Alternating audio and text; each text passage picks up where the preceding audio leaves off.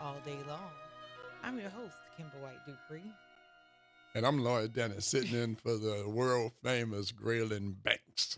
And on the other side of the glass is Jared. I guess Nyron is busy at work uh, taking on some new roles because things are evolving consistently, which is a good thing. Progress is power. So how you doing this morning? I'm good. I'm good. The Boo and I went out last night and Mm-hmm. heard some music at Snug Harbor, and Who was playing last night? uh, actually, it's the set was supposed to be at the New Orleans Jazz Museum, Okay. but they're under construction, so Oh. Snug Harbor decided to host it. It's just a little 1 hour set with the R&R Smoking Foundation Band. Okay. It's a bad show band. They're really good, Okay. really good. Live music is unlike any other Oh, I experience. love it.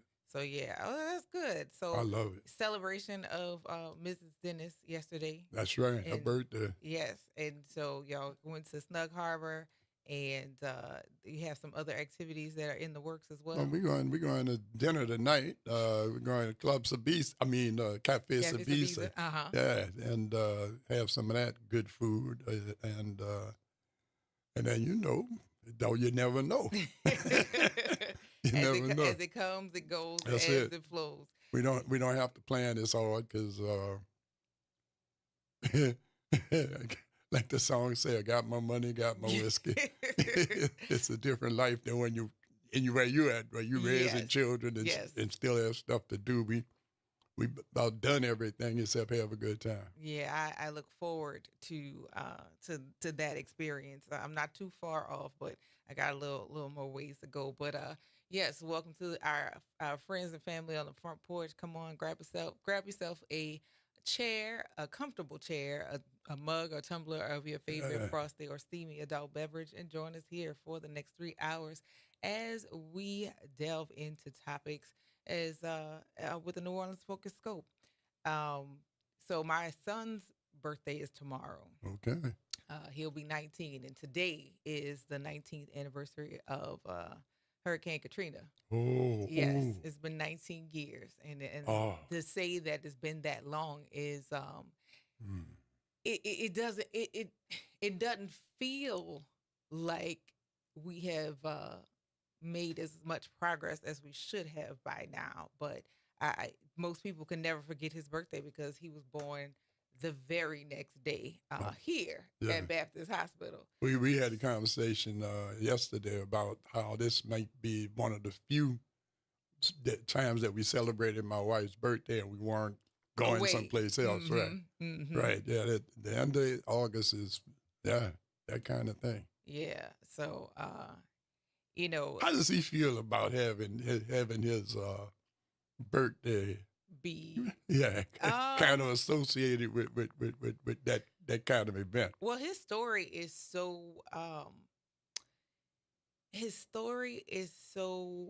powerful, Mm, and so he was born 3 months early, right. and because he had poked a hole in his water before, like maybe 2 weeks before Katrina hit, I was already in the hospital. So we were here. We were at Baptist, Mm, and so because he had such a whirlwind of a birth and everything that followed from that, he's my miracle baby. yeah.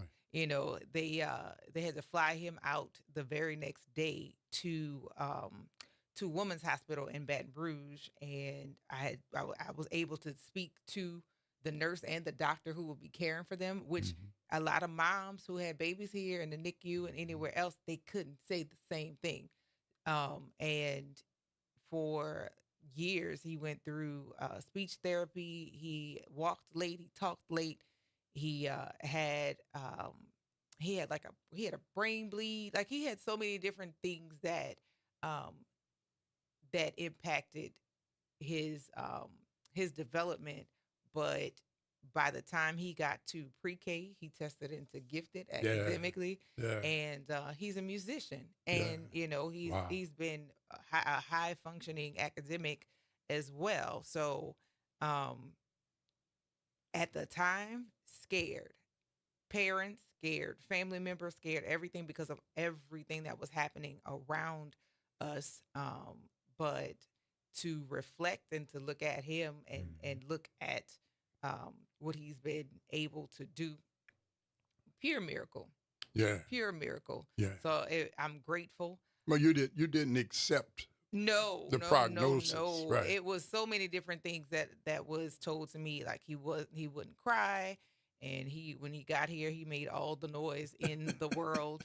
And he was. It was also said that, you know, that he would have some cognitive issues and that he would have some other situations. But gratefully, he that was not the experience that we had, and I'm just thankful, you know, Mhm. that with all the things they said may have been has not been. So today is the reminder. I mean, I remember all of the things that were happening in the city at the time, to the point that the water came in. Mm. I knew the difference of what that looked like. But I'm again grateful to be able to say that that wasn't the end of any of our stories. Mm. We continue to move forward, but I'm looking forward to seeing more progress because there's more work to be done. There's more accountability to be had, and finding and naming um who was responsible for what happened. I think we've done that already. Now what do we do to make sure that we don't have people in the same situations like that again? Mm. I tell you, you said the word you used was accountability, uh, and here we are getting close to a big election, Mm-hmm. and I have conversations with people that sometimes and it's lots of times with younger people who didn't experience the movement, who didn't experience the blood, sweat, and tears that got put into Mm-hmm. getting the right to vote. And I like to use that word Mm-hmm. is that your vote is the only way that you have to hold the people that run your city, Mm-hmm. run your state, Mm-hmm. and run your country accountable. Yes. And it's your thumb. You can put your thumb on it or not. And if you don't hold people accountable, they'll do what they want with the money Yeah. because it's always about the money. Yes. Follow the money. And so it's just important. That that we remind people that come on, man.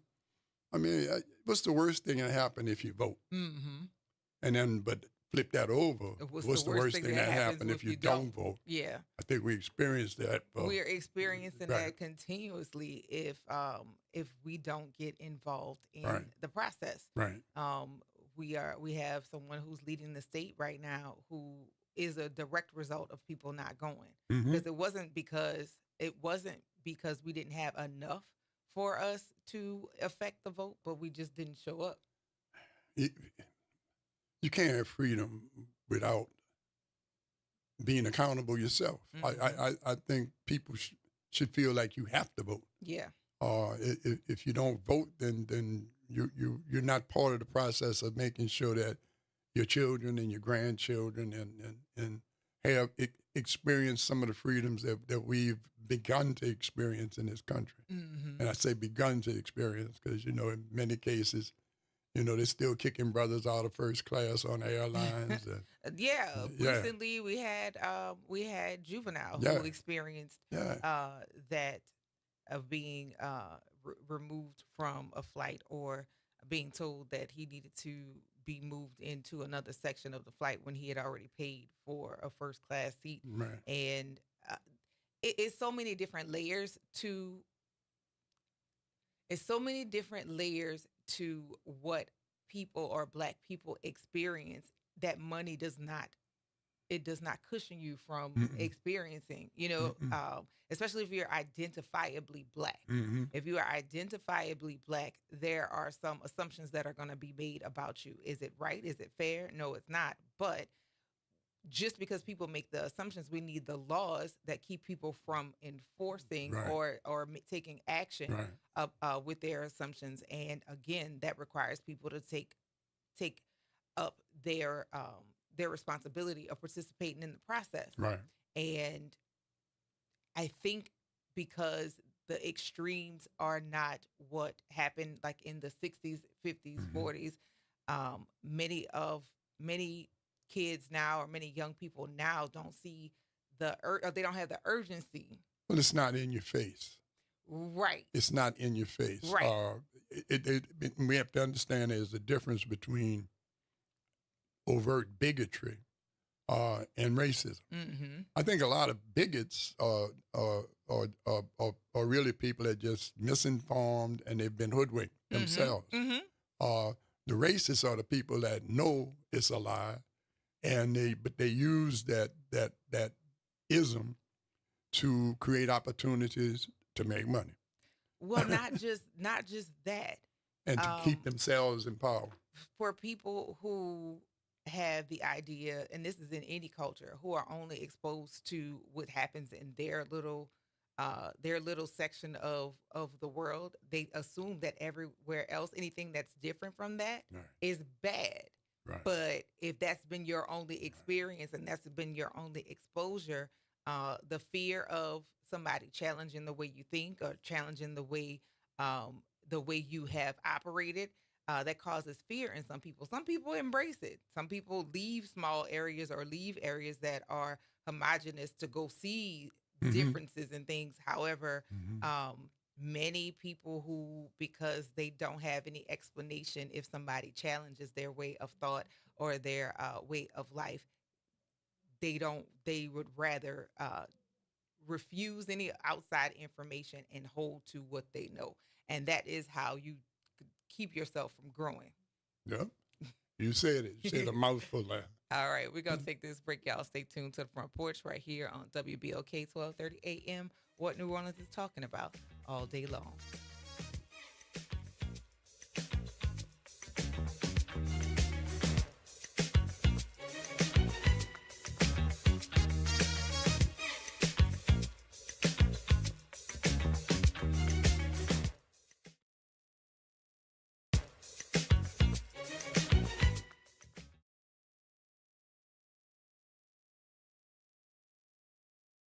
Hi, I'm Dr. Tony Flowers, Chief Diversity and Social Responsibility Officer at LCMC Health, and I want to bring you 5 tips to know for a great medical appointment. Number 1, know your questions. Make a short list of your most important questions and bring that with you to your appointment. Number 2, know what's being said. Ask your provider to speak in plain language, not those big long terms. Number 3, know the wellness plan. Ask your provider to explain the plan for your care in 3 simple steps. Number 4, know why the plan is important. Ask your provider to explain what will happen if you forget to follow the plan. And number 5, know your medications. Ask these questions to understand your medication. Why am I taking this? How will it help my condition? What time should I take it? What will happen if I miss a dose? We want you to build a great partnership with your providers and be in the know about your health. This is brought to you through a partnership of LCMC Health and the New Orleans Health Department. Be in the know. Good morning and happy Thursday. I'm Morgan Lentis with WDSU News, and here's a look at today's headlines. Today is August 29th, the 19th anniversary of Hurricane Katrina. There are several events to commemorate the impacts of that devastating storm. There will be a wreath-laying ceremony at the Katrina Memorial on Canal Street, New Orleans, beginning at 8:30 a.m. Then in St. Bernard Parish, local leaders there will gather at the Shell Beach Katrina Memorial this morning at 9:30. That program will include a reading of the names of residents who died in that community during and after the storm. A wreath will also be placed in the Mississippi River Gulf Outlet. And August 29th also marks 3 years since Hurricane Ida devastated communities across southeast Louisiana. In areas like Lafourche Parish, FEMA is just approving some construction projects that will let the school district rebuild 2 campuses destroyed in the storm. Finally, Tyrell Morris, the former New Orleans 911 call center director, is scheduled to go back before a judge. He's charged with malfeasance in office and injuring public records for allegedly trying to cover up a car crash he was involved in. And that's a look at today's headlines. I'm Morgan Lentis with WDSU. Have a great day. Every day, the RTA gets thousands of New Orleanians where they need to be. Whether you're headed downtown, the Ninth Ward, or Algiers, our buses, ferries, and iconic streetcars are going your way. Rolling with the RTA is a smart way to help you save money and the environment. Download the La Pass app today to plan your ride, get real-time arrival information, or make mobile payments. Because the RTA is how New Orleans rolls. A message from the community scientist. Do you live or work in St. James, St. John, St. Charles, Ascension, Calcasieu, Baton Rouge, or St. Bernard parishes? If so, it's important for you to understand objective information about 1,3-butadiene, volatile organic compounds, methane, and mercury, and how they impact your health and the natural environment. The Community Scientist is a service program of Rise St. James. Learn more at risestjames.org. At the New Orleans Police Department, we're just like you. I'm a personal trainer. I'm a mom. I'm a dad. I'm a neighbor. I'm a friend. But when I put on this badge, I become something more. I become a protector. Servant of the community. We're here to make a difference because we care, just like you. Become more for your community, like us.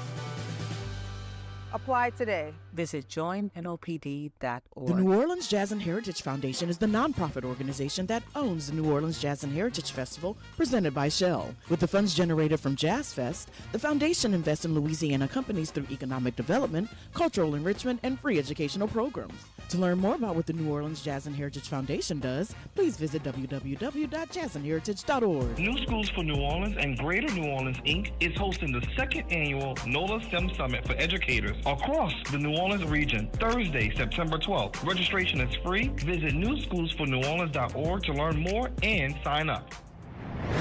Making a difference in the community. WBOK 1230 AM. You're on the front porch with WBOK 1230.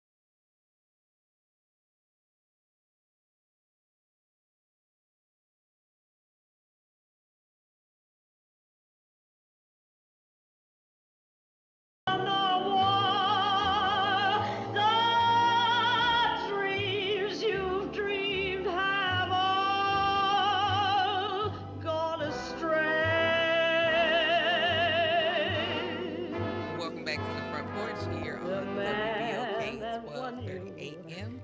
What New Orleans is talking about all day long. We are back with some more music and musical clues of where we're traveling on this Travel Thursday. We're looking forward to hearing our callers' guess of where we are traveling. But before then, we got some phone calls to take this morning. 504-582-9422. Good morning, Brother Mims. Oh, yeah. Good morning. Hello. Good morning, Brother Mims. Hey, Dennis, how you doing? How you doing, my sister? Doing well. Good morning. Love you, Al. Yeah. Love you, I bro. just want to. I'm not gonna. Can you hear me? Yes, sir. Yeah. I'm not gonna be on long, but let me say this to you. I'm tired of people that look like me telling me that they already gonna make their mind up and my vote don't count. I done heard thousands of people that look like me say that. Stop making excuses, and people died for that privilege for us to vote. And stop making excuses. And I just want to say thank you. And Lord, I'm 70 years old. I'm still out there. People say, "What you trying to do, Mims?" I'm trying to make a difference. Damn right.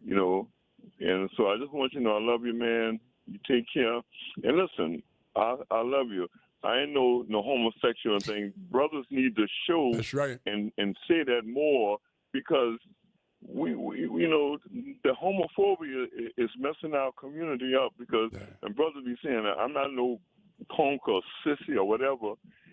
Man, my daddy was a big man, and he loved me, and he showed me. So, hey man, take love. I love you too. And I love you too, my brother. When me and Al get together, it's a love fest, man. This brother here, you talk about, he's a soldier. He's a soldier, and he's always in the right place at the right time too. But I served on a pro board with the late Kathleen Blanco, and I got people that I tried to help that hate me because they kept doing the same thing. Yeah. But we got to do better. And hatred is really out there, and we can do better. Hey, Lord, I thank you. And sister, you be blessed. I thank you too. Yes, sir. Thank you for calling. Have a good day. All right. All righty. Right. Another aspect of that voting thing, and lots of people not aware of this. So, and when we teach the kids in the Silverback Society, we have a lesson on civic responsibility. Mm-hmm. And what we tell them is this story about, so I'm elected official, and I got $5,000 to spend at a park. Mm-hmm. Now, in one neighborhood, and I asked them, I said, so how did I get my job? People voted for me. Right. So one neighborhood, nobody votes. The park really needs help. Mm-hmm. Another neighborhood, the park really doesn't need any help, but everybody votes. So since my job depends on people who vote, where I'm going to spend that $5,000? The people who vote. In the neighborhood where people vote. Yeah. So I'm challenging people. If you live in a neighborhood where people don't vote, look around. Look and see how raggedy your neighborhood is. Because when resources come available in politics, now some politicians don't like me to say this, but whoever votes gets the resources. Now that's not right or that's not wrong. It's we're supposed to do things based on need, but I've been in the game too long to understand that, like black people. So look at Pontchartrain Park. Mm-hmm. Everybody votes in It's a black neighborhood. It is. Everybody votes. Historic black neighborhood. It's a nice, well-kept neighborhood. Mm-hmm. Go right across the tracks. But I don't know if it's that they don't vote. I can't say that. So it's not just the voting, it's the census too, because a lot of people don't participate in the census. Right. So if you don't report how many people are living in your house and that people actually send that in or respond to the census, then when it's time to allocate money, then a true picture of what's needed can't be received. So it goes beyond just the voting itself. There are multiple pieces of engagement that people are missing out.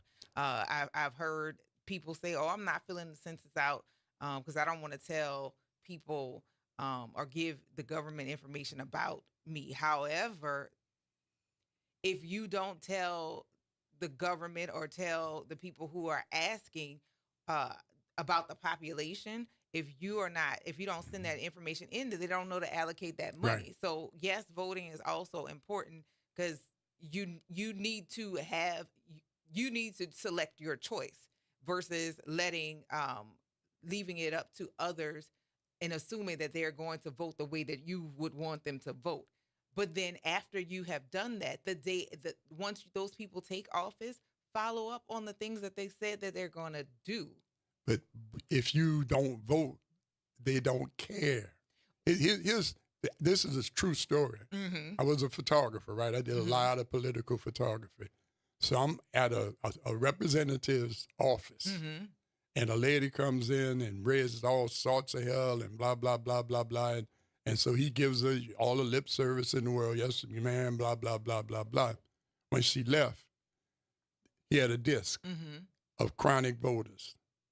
He popped that in the machine. He looked on it. She wasn't on it. He threw that in the trash. Wow. She don't count. If you don't vote, you don't count.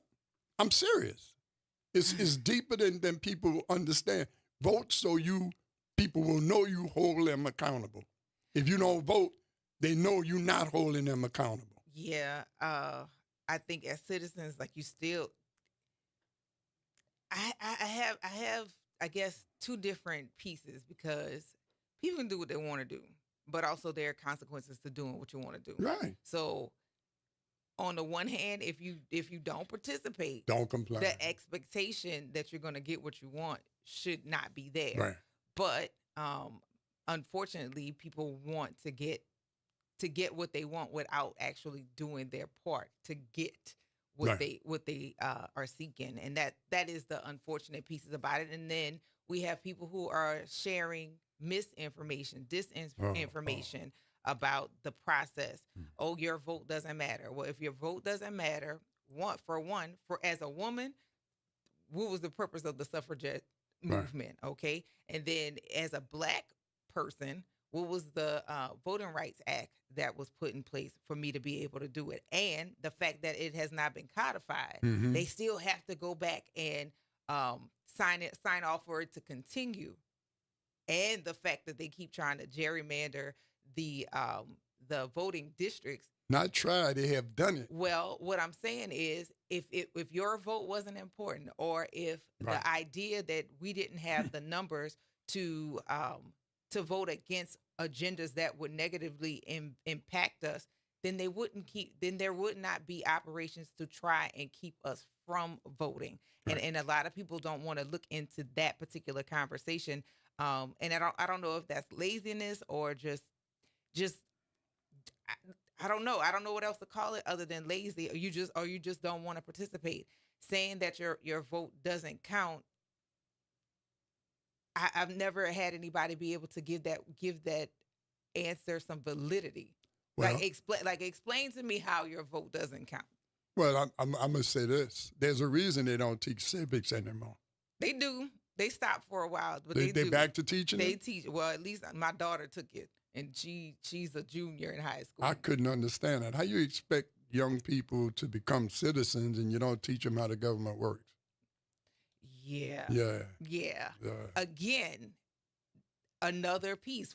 During a time that they weren't teaching civics, what was the goal? What was the idea that you're not teaching this? Because either you want a generation to not be informed, or you have some other agenda to keep them from taking action against something that's going to impact them negatively, and you don't want them to be informed with the ability to counter what it is that was headed their way. And again, we have way too many people that are who are sharing disinformation. Then we have other people who are sharing information about candidates that is inaccurate, particularly in this presidential campaign. There's so many pieces of disinformation and inaccuracies. And then the unfortunate piece of it is that we have Black people who are sharing that, which is so odd to me. It is frustrating to me to constantly hear information shared about YSAP of the former president, Donald Trump, that, I had more money in my pocket when he was in office. And it was like, how did you have more money in your pocket when he was in office? Talking about a stimulus check that you got, a stimulus check that he delayed by several weeks because he wanted his name on the check. And actually his party was voting against because they didn't think it was necessary to give a stimulus to the American citizens. It wasn't until Pelosi pushed for them to send money because people in our communities were dying at high rates, and that is how they came to the piece of him saying that, okay, we'll do it, but my name has to be on it, which also again delayed people having money in their Oh, pockets. that's a narcissistic dude. But people are sharing misinformation about that. Then getting into personalities. You know, somebody called earlier this week about why we don't talk about the platform or the policies of each candidate. Well, right now, other than a few policies that I could pick out that uh, Vice President Harris spoke about in her acceptance speech, she didn't say, and this is another policy, but she laid out what her priorities were in her campaign, which in my understanding, that is some of the policies that she plans to push forward. And if you remember when she ran before, there were other policies that she was interested in, like making the pay wage equal for women and men. So there's multiple things that she's been doing. And then for the Black people who keep asking, what is it that she's doing for Black people? There's been so many different things that she's done, or this particular administration has done for Black people, reducing the student loan debt. Who does that majorly affect? Black people. That's the piece. That's the piece that gets me. So, and I heard it a lot when President Obama was in office. He's not doing nothing for Black people. If he does something for poor people, if he does something for people that need housing, he can't come out and say, you can't have a law that's just for Black people. You know, so if you're taking care of the least of these, if poor people or working class people, people that need housing, people that need food programs, there's a lot of us in that game. Well, okay, let's talk about, when you talk about food, we had money that was headed this way from the federal government for the summer for the kids to get SNAP benefits for summertime, and the governor declined them. Right. So I don't know, and I don't understand. For people who are sharing that information, like, show me where that is coming from, or show me where your proof is, versus just spewing nonsense, which is what a lot of stuff that we're seeing. And I'm seeing more Black men come out and speak out and say that they're not voting for her. I'm not with her. I'm not voting for her. Okay, so why? What's your reasoning as to why? Now, there's a movement of Black men that don't like Black women. They like sleeping with Black women, but they don't like Black women. They feel as if they should be revered like white men are revered, but not recognizing that Black women are in the same struggle that they're in. That's crazy. To want to be revered when somebody's sharing in the work is odd to me. But then we have the Hotep faction of Black men who, unless it is Black men that are in leadership and the ones that have the say so and the bottom line to everything, they're not going to support it, which is why they're leaning toward voting for Donald Trump, because they feel like they're being seen as alpha men, and alpha men just don't need that kind of alpha men are not threatened by women. Yeah. Alpha men are not threatened by a woman's authority. It's crazy. If you are concerned about a woman having power, you're a punk. I'm sorry, you're just a punk. You know, and you're trying to pump yourself up, trying to act like you're an alpha male. But if you're afraid of a woman having power, you're a punk. Because if you can't stand up to the man, I've worked for women. I've had female bosses. You know, if somebody's good at what they do, you need to just respect that and help them do it. You know, she's in a position where that she can do some stuff. And so what you going to see, that's that misogynistic foolishness. Yeah. That we getting from other people. Yeah, that's crazy. You see, I'm listening. So you know the name of this show is Front Porch, Yes, right? sir. I'm gonna tell you something. If you sit on my front porch, these are the conversations we're gonna have. Mm-hmm. We're not gonna talk about the Saints, because that don't matter. It doesn't matter. It's not. It's not on the high list of priorities. You remember It's when entertainment. remember when the NBA had a strike? Uh-huh. The groceries still had food. The gas tank, you could still fill up your gas tank. The electricity was still on. Mm-hmm. Nothing stopped. Mm-hmm. Except we stopped paying a bunch of young men a tremendous amount of money for having no impact in the world. Okay. It's other than entertaining you and getting you and making you spend your time doing something other than helping yourself. Agreed. Because you see the NFL, Mm-hmm. I'm done with them. Oh, you don't watch the football? Listen, when they decided that, so we supported you. Mm-hmm. We watched your games and we allowed you to sell our souls with advertising, right? Okay. So we supported you and you could because we watched the games, you could do the advertising. Mm-hmm. We filled up your stadiums. We sold out your stadiums, right? Mm-hmm. So now to watch you, I got to pay my cable bill and an NFL bill. The stream, I'm not doing it. I watch the Saints because they're going to show it on my television. Mm-hmm. You see the rest of that foolishness? I'm not streaming nothing. I understand. I ain't doing it. I don't need you that much. As a matter of fact, I figured it out. I got about at least 6 more hours a week to do some stuff for me. I don't watch sports like that. So I don't if you know the history of Rome, okay. The history of Rome is the Roman Senate could do almost anything it wanted. Correct. You know why?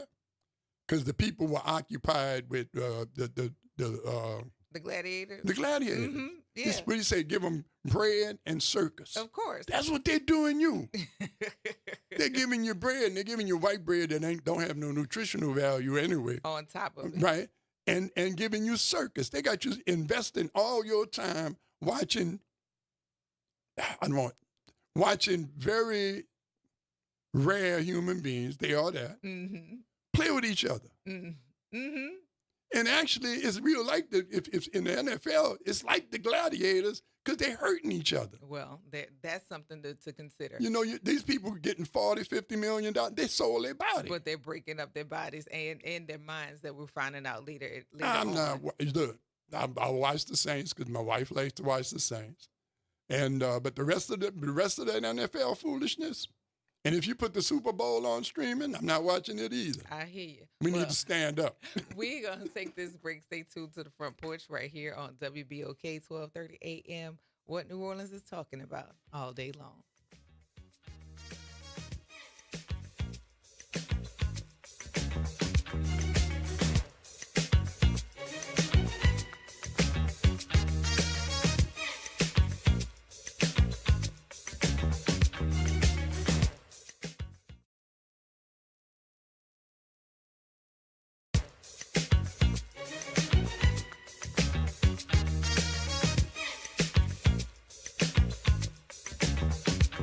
This is your news update for WBOK 1230 AM from WDSU. For all your news and weather, watch WDSU News, New Orleans' leader in live, local, late-breaking news. Today at noon and 4 p.m. Dealing with some coastal showers and then eventually moving inland as we approach later into the morning. Isolated thunderstorms expected throughout the day. And then ending once we get to the evening and early tonight. Highs for today will be into the lower 90s. For Friday, even more rain expected. Highs will be into the upper 80s. For the WDSU First Warning Weather Center, I'm Raven Richard.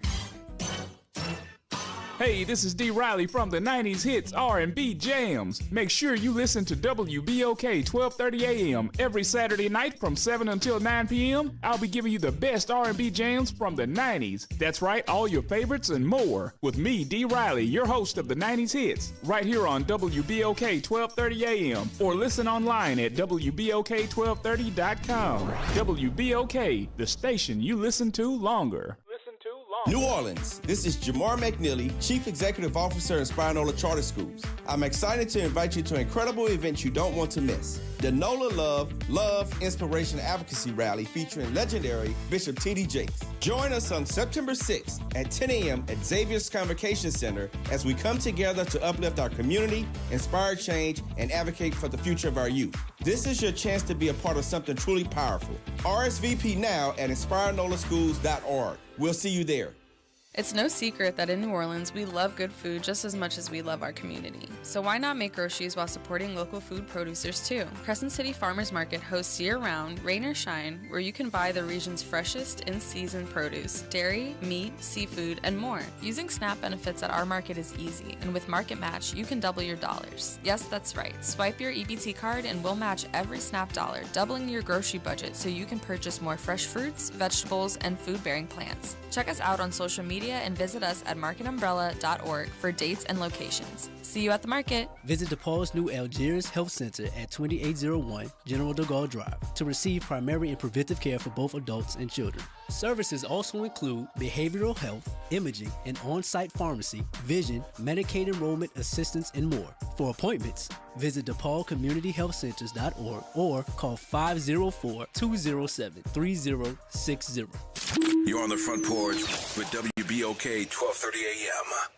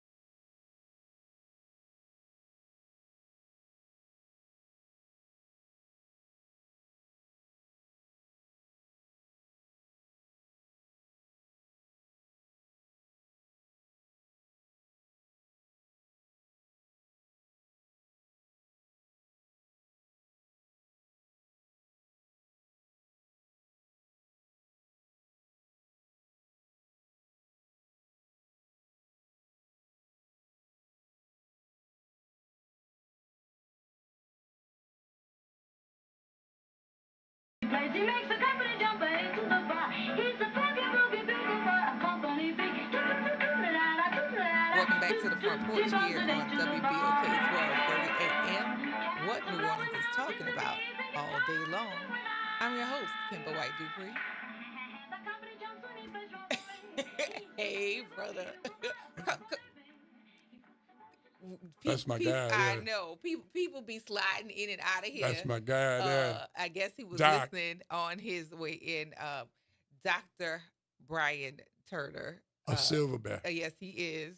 A silverback. Yes, he is. And a true faithful to seeing positive growth and positive male influence here in the city of New Orleans. That's who consistent. That's who invited me to speak at Xavier the other week. Yeah. Okay. Yeah. Yeah. He is definitely one of the young men who I know that is consistent about about paying it forward, about and he's, if you've never met him, he's a pretty sizable man. Yeah. But he does not use his size to share the influence. Now he can. That's not what his he's a sweet. I wouldn't walk up on him. You know.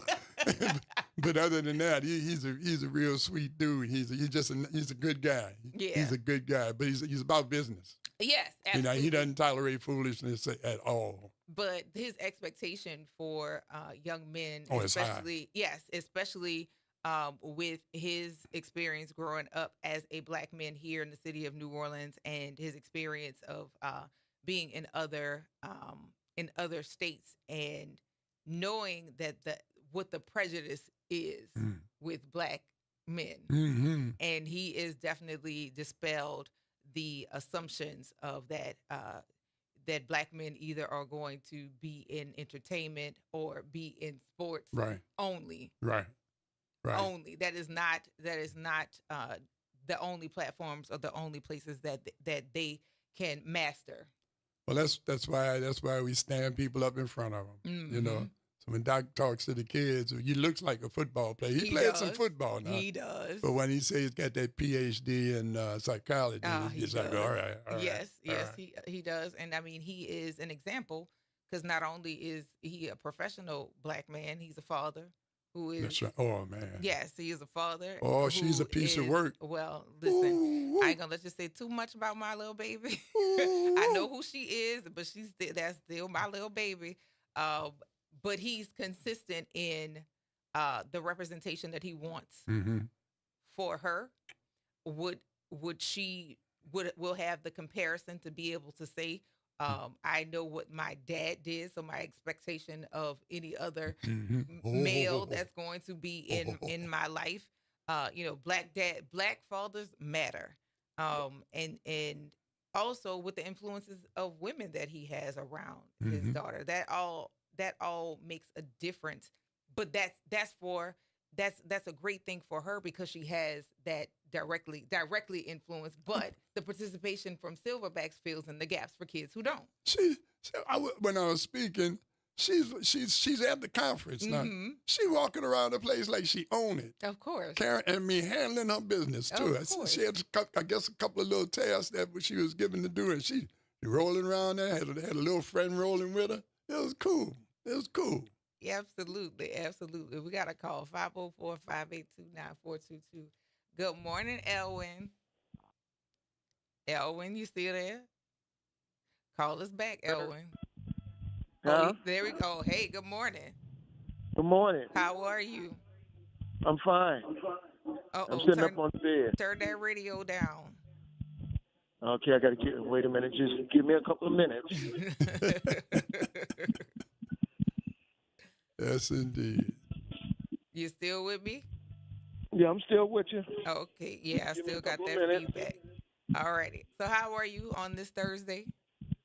I'm doing fine. Okay. What are you up to today? Can't do any better. You know, you spoke on something about Trump giving us that money. He did. And you know, it's like this. You remember, he started the pandemic. He took money from China. That's what started the pandemic. I'm not sure if that started the pandemic, him taking the money from China. But he started not to have cars built from China, not for us to do business with China. I think that's where the pandemic started from. Some mad scientist heard this, mixed up some chemicals, and let it exposed in the air. No, and he that's didn't not tell what us happened. anything. He didn't tell us anything about it. That's not what happened, Elwin. They did have some experimentation that did escape a lab in China, but that him taking the money from China had nothing to do with what was going on over there. Well, it was a virus. Know. But he is the cause of the whole United States getting shut down, because when he was alerted of it, he took no action about it, and he continued to delay the action on it, which caused us to lose hundreds of thousands of people during the COVID pandemic when it was at its highest. We lost hundreds of thousands of people because he refused to take action, because he wanted to be the focal point of what was going on, and he wanted to, like he always does, wanted to place blame on somebody else when he is the one to be blamed for not taking action when he was notified by the Surgeon General and by other medical experts that said that he needed to alert the public. He did not do what he was supposed to do. So he's responsible for killing thousands of people here. He most certainly is. And look, what I'm saying is this, all right? He could never get me to vote for him at all. I mean, look, for what he did to the United States, and the people gonna some people still going to vote for him. I really think they need their head examined because something is wrong somewhere. Okay, something is wrong with these people. Okay, it's like a Jim Jones thing. They're following him. You said it. And you know what happened? And you know what happened to Jim Jones and his congregation? They all perished. They drank the all Kool-Aid. perished. Right. They all perished. And they say he killed himself, but I don't know if he did or not, but I know he's gone. Okay? Same thing with David Koresh. David Koresh was working on the same thing that he was working on. The government stopped him in his tracks. I don't join religions like that. They call it a cult. It's a cult. I don't join the cult like that. I mean, look, I'm a Baptist. I believe in God. But I look at TV every day. I listen to the radio every day. I hear His word every day. I mean, I don't need to join no cult. No. Absolutely to follow not. other people. Other people. I don't need that. You are absolutely correct. That's not what's gonna save me. Well, Elwin, we gotta take this break. Stay tuned. All right. Good hearing from you. You got a guest on Travel Thursday? You know where we going? I'm gonna say New York. New because York. Guess what? Are we going to New York? Let me tell you why I was saying New York. You only get one guest, Elwin. All right, there you go. Well, we gotta take this break here. Go ahead. All right, later.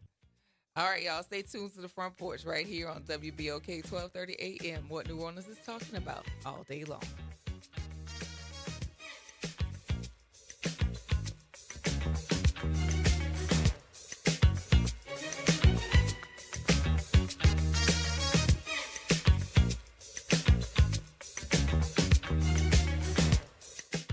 From the campus of Xavier University, WBOK 1230 AM, Go, an Equity Media Station. I'm Mike Moore. Here's the latest from the Black Information Network. Israel is confirming it launched a large-scale operation in the occupied West Bank. The Israeli military carried out airstrikes and raids early Wednesday. The Palestinian Red Crescent Society said 10 people were killed, nearly 24 injured. The updated COVID-19 vaccine is now available and is recommended in light of a summer surge in COVID cases. The CDC is saying that adults and children ages 6 months and up should get the newly formulated COVID shot. Ford Motor Company is putting the brakes on its diversity, equity, and inclusion efforts. It's the latest high-profile U.S. company to make such a move. Ford says it will stop using quotas for minority dealerships and suppliers. Several companies have cited changing social and political environments in announcing their decisions. And that's the latest. I'm Mike Moore from your 24/7 news source, the Black Information Network and BINnews.com. This news report is brought to you by New Schools for New Orleans. New Schools for New Orleans wants to welcome all of our teachers, school leaders, students, and families back for the 24-25 school year. In addition, we want to send a big shout out to our education community for all of their hard work this past school year. Orleans Parish improved students' learning mastery plus by 2 percentage points since last school year. Also, New Orleans Public Schools grew 3 percentage points in the areas of English language arts and math in all grade levels. Let's continue to make more academic gains this school year. You're on the Front Porch with WBOK 1230 AM.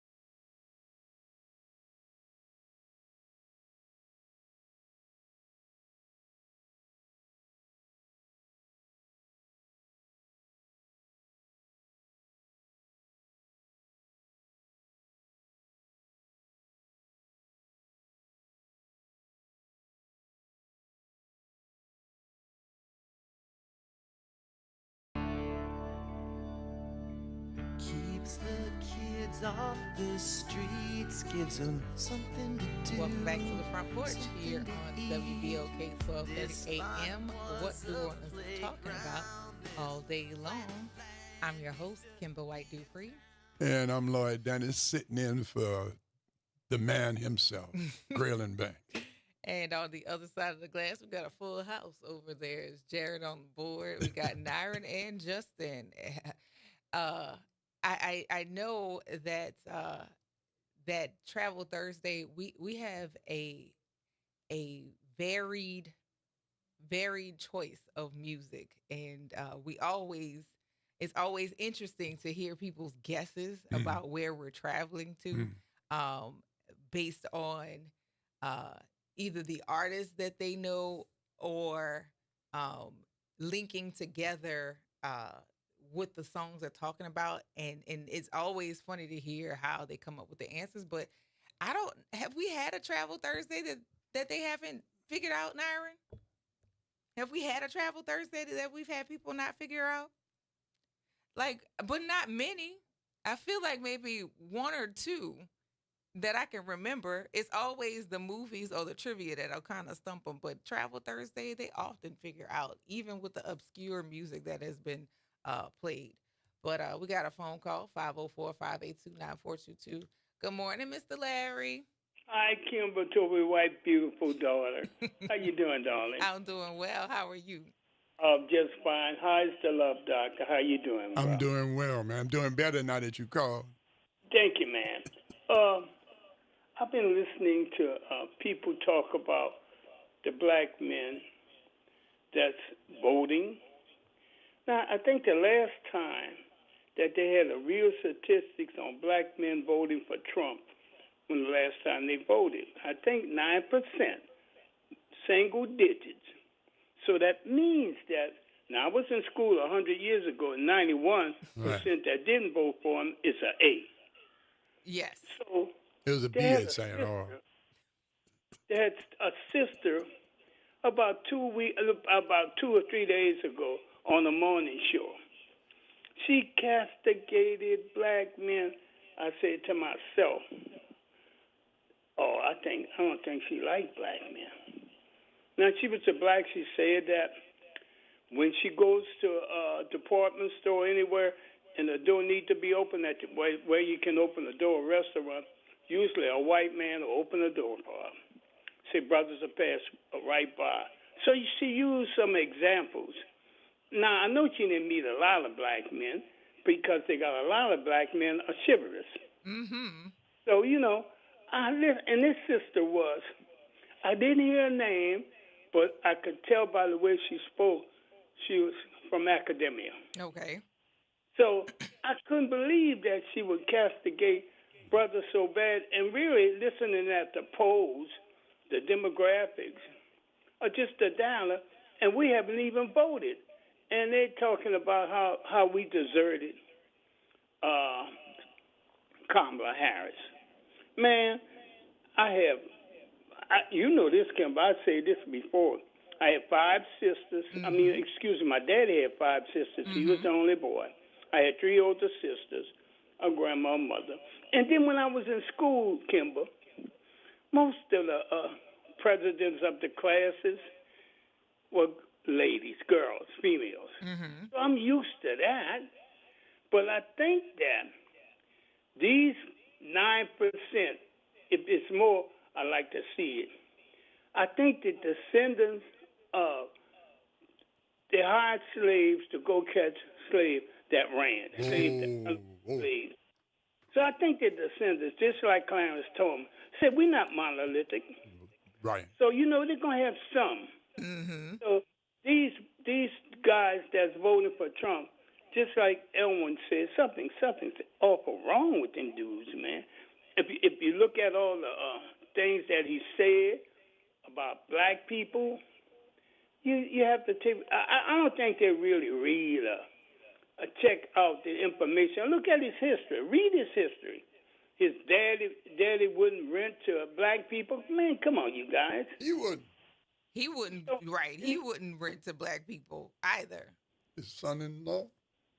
So that's not just.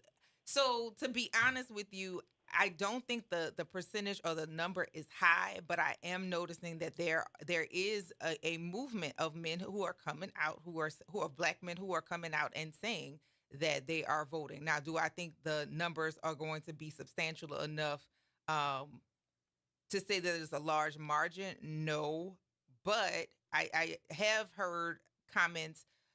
I have heard comments about black men feeling like the Democratic Party does not do any investment of resources to speak to them and speak to what their issues may be. So, I'm not sure.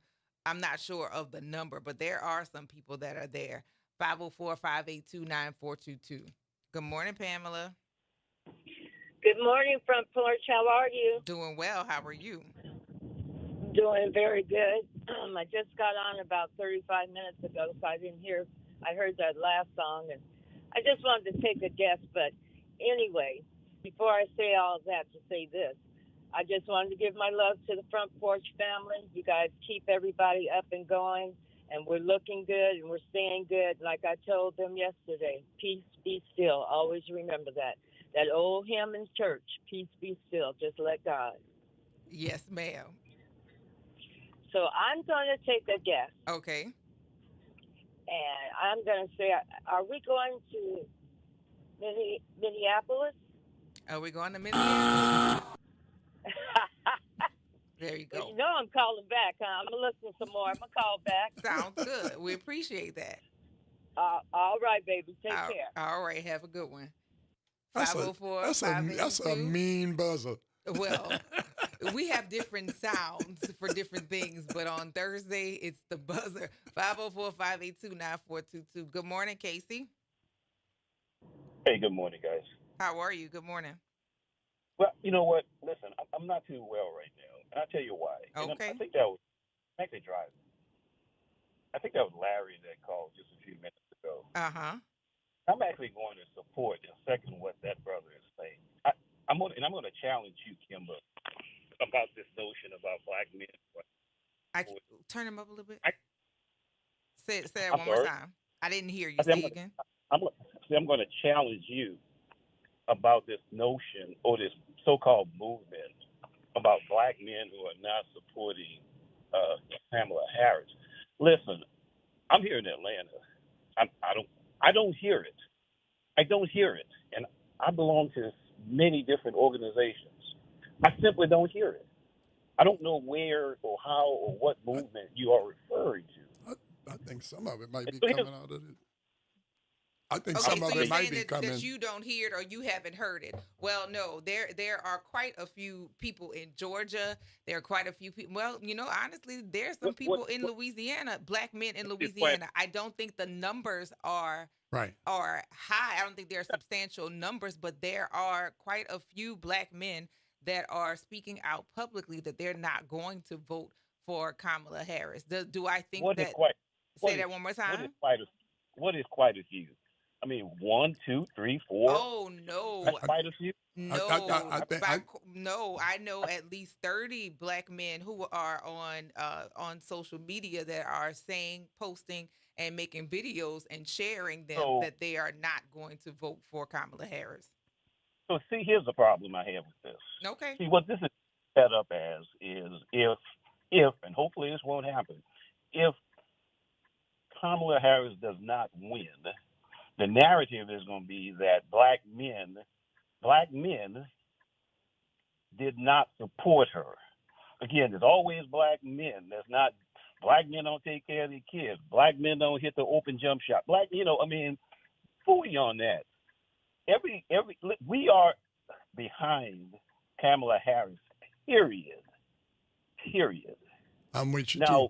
The thing is, what we're not looking at, and again, who is being let off the hook, if anything, are white women. Oh no, there's been a very large addressing of white women, I'm sorry, and how they voted along with their husbands and voted along with voted against their own interests because they were putting a white man versus a white woman in office last time because of the controversy about Hillary Clinton's emails. And no, white women are not being let off the hook because it is their fault that they are in the predicament that they're in. Then let's focus on white women and not on black. But On again, black men. that does not discount the fact that there are several black men, specifically the ones that they paraded during the Republican National Convention, and there are others, and unfortunately. There are men across many different demographics. There are men who are educated and professionals, and there are ones that are not educated at all and that are supporting Donald Trump. And I don't see it. Hear it in my circles. I don't. In fact, I'm headed to the barbecue. Well, I mean, I don't hear it. And again, I take offense to it that again, it's black men who are not doing their part. That is not true. Not true. I think you have some rights to. My feeling is that perception is being driven by the Trump campaign.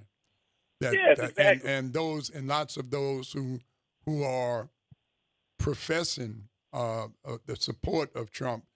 Let me tell you something. As a people, one of the most dangerous things that can be used as a tool is the embrace of the oppressor. It's also divide and conquer. If for whatever reason you feel like you're special, you're not like the rest of them. That kind of what's the word I'm looking for? That kind of situation, that kind of the preferential treatment. Yeah. Not preferential, just that. Come here, you're a good boy. You're a good boy. You're not like the rest of them. The good Negro syndrome. Right. Or I'm special. I'm not like the rest of them. Or just the warm fuzzy that sometimes folk get just from that embrace. But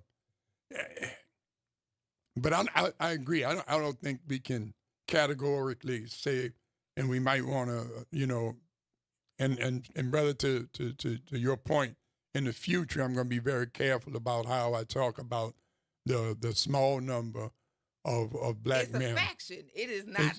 It is a faction of black men who are not supporting. So they organize in their ignorance. They are, and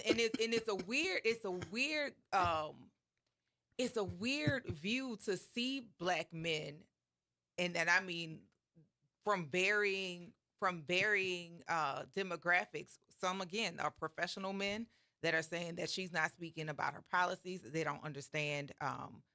They don't believe that she is going to support what their beliefs are, because we do have some black people who are conservative and they are one-issue voters.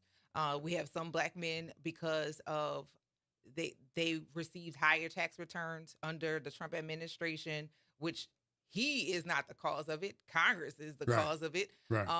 That they are not going to vote for Kamala Harris. Some people get into the weeds of personal attacks without even looking at the counter of it. I'm not voting for her because she slept her way to the top. And it's like, again, do you have the proof of that? She broke up somebody's marriage and things of that nature, or that she sent a whole bunch of black men to jail for minor crimes without looking into the fact that many of those people that her office, not she, prosecuted, she had rehabilitative services available for them to get their records expunged. And I think of the people that actually went to jail or served long sentences, the amount of those men the majority of them were not black. It was just people who broke the law and fell underneath that case. So again, I did not say, and just to clarify what I have said before, not all black men are against Kamala Harris, but I am going to identify and recognize that there is a growing population of black men who are looking to vote for Donald Trump because they don't want to vote for a woman, or they're giving unverified and undocumented reasons as to why they won't support her. See, I can't hang out with those fellas. No, No, and again, I- they're not right, in my. I don't right. have anybody in my immediate circle. Yeah. I don't have anybody in my immediate circle, Yeah. but that's not to say that they don't exist. And again, just pay attention to the people that you commune with. Most people are going to be people who are in the same line of thinking as you are anyway, or they may be too embarrassed to say something adversely to what the group is saying. But again, there is a growing group of Black men who are throwing their support or considering just not voting at all because they don't want to vote for. There's still a Kamala lot Harris. of self-hatred in our community. Mhm. And the Clarence Thomas kind of self-hatred. He so you're gonna have idiots like the previous caller said that they were the black people that got hired to pick up escaped slaves. Yeah. They're black There slave are people bounty that hunters, exist right? that way, and There then are people that do we that. have a group of people, and unfortunately, who will say, "Well, it doesn't matter who you vote for. We're not going to get what it is that we want to get." Well, listen, again, at the end of it all, if you don't participate in it, then I really can't listen to you complain about it. Right. You can do two things at once. You can build community and build resources for community, but also participate in the nation that you live in to get laws and policies and bills written to support your community. Because as long as it's not written, we have nobody to hold accountable for that. We're gonna take this break. Stay tuned to the Front Porch right here on WBOK 1230 AM. What New Orleans is talking about all day long.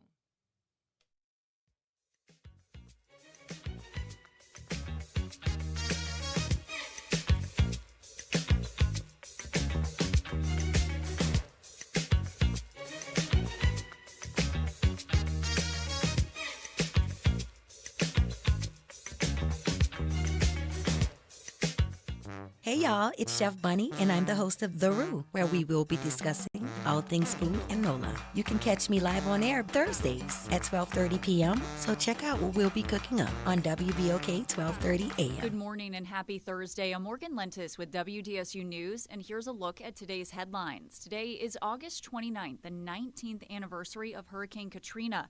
There are several events to commemorate the impacts of that devastating storm. There will be a wreath-laying ceremony at the Katrina Memorial on Canal Street, New Orleans, beginning at 8:30 a.m. Then in St. Bernard Parish, local leaders there will gather at the Shell Beach Katrina Memorial this morning at 9:30. That program will include a reading of the names of residents who died in that community during and after the storm. A wreath will also be placed in the Mississippi River Gulf Outlet. And August 29th also marks 3 years since Hurricane Ida devastated communities across southeast Louisiana. In areas like Lafourche Parish, FEMA is just approving some construction projects that will let the school district rebuild 2 campuses destroyed in the storm. Finally, Tyrell Morris, the former New Orleans 911 call center director, is scheduled to go back before a judge. He's charged with malfeasance in office and injuring public records for allegedly trying to cover up a car crash he was involved in. And that's a look at today's headlines. I'm Morgan Lentis with WDSU. Have a great day. Every day, the RTA gets thousands of New Orleanians where they need to be. Whether you're headed downtown, the Ninth Ward, or Algiers, our buses, ferries, and iconic streetcars are going your way. Rolling with the RTA is a smart way to help you save money and the environment. Download the La Pass app today to plan your ride, get real-time arrival information, or make mobile payments. Because the RTA is how New Orleans rolls. I'm Howard Robertson, creator and CEO of the Play Ode mobile app. Somebody said it takes a village, and Black Radio is the village voice of the Black community. Get in on Play Ode, entertained, inspired, informed, and engaged. Hear your music on some of America's best radio stations, podcasts, news and info, wherever you go. For Black Radio like it was meant to be, download PLAYODE. Hello, I'm Gary Clark. Please tune in to Dr. Clark 101, The Living Classroom, which is broadcasted weekly every Wednesday at 12:30 p.m. on WBOK 1230 a.m. on your dial. And as always, it's been a pleasure. making a difference in the community. WBOK 1230 AM. You're on the front porch with WBOK 1230 AM.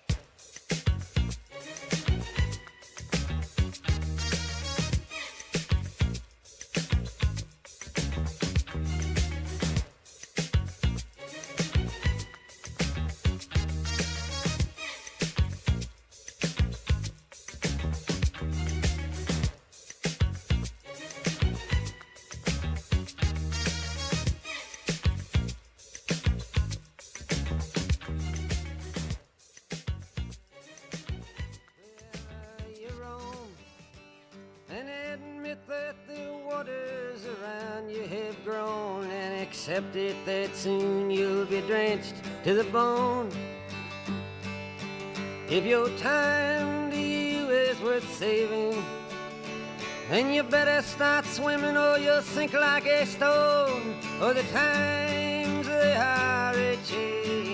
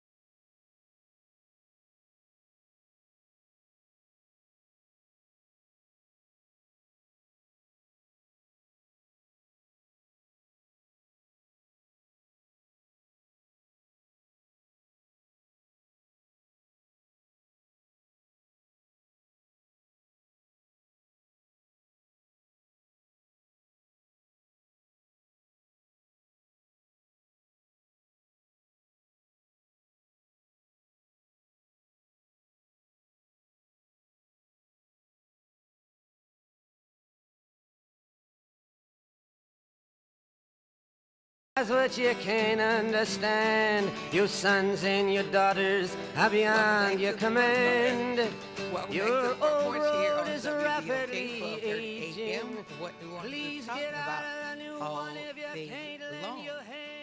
I'm your host, Kimber White Dupree. And I'm Lloyd Dennis, sitting in for my buddy, Grilling Banks. And on the other side of the glass, it's still a full house. It's Jared, Yeah, Nari, they're hanging and out Justin. over there. I mean, they are busy at work. I saw somebody with food. We're gonna take this quick phone call because, of course, we have another swine on today. But before we get to our call, we have Jerry on the line. Good morning, Jerry. Yeah, good morning. How y'all doing? Doing well. How are you? I'm okay. I'm trying to put a little enlightenment in this thing about black men and the way they vote. Well, first of all, you got to know something about what you're voting for. Otherwise, you're not going to be motivated to vote. And you're going to be susceptible to the propaganda that some of the enemies place in black neighborhoods. For instance, they got a myth in the black neighborhood that Trump gave money. I hear a lot of black guys say, well, I had money. Trump gave us that money. He cut that money loose. Well, he didn't. We know that it was a thing that they had to give him money because it was a stimulus check because nobody couldn't work. Well, not too many of our people actually know the real facts about that. My brothers, our brothers. You can go in a barbershop and that's one thing I'd like to recommend. I don't want to ramble, but the barbershops is where a lot of brothers get indoctrinated into wrong thinking. And it goes from word of mouth, not by things that they know, but by things they heard from other brothers that they believe because, well, they partners, and they figure that person wouldn't deceive them or lie to them. So they'll take it as if they know for a fact that that's that. And when you have people running campaigns, propaganda is a very useful tool. And I got to admit, the Republicans got some pretty slick people that know how to shoot that propaganda in our neighborhoods, I think they created that myth about him giving us money. and it wasn't a fact. I mean, everybody got it because they couldn't work, so they had to sell this stuff to stabilize the economy to keep it from falling down. So they gave everybody money. They didn't just give blacks; they gave everybody. But because of the fact that it was easy to attain, like food stamps, extra food stamp, and the stimulus check, without going through a mountain of paperwork, that was appealing to them too.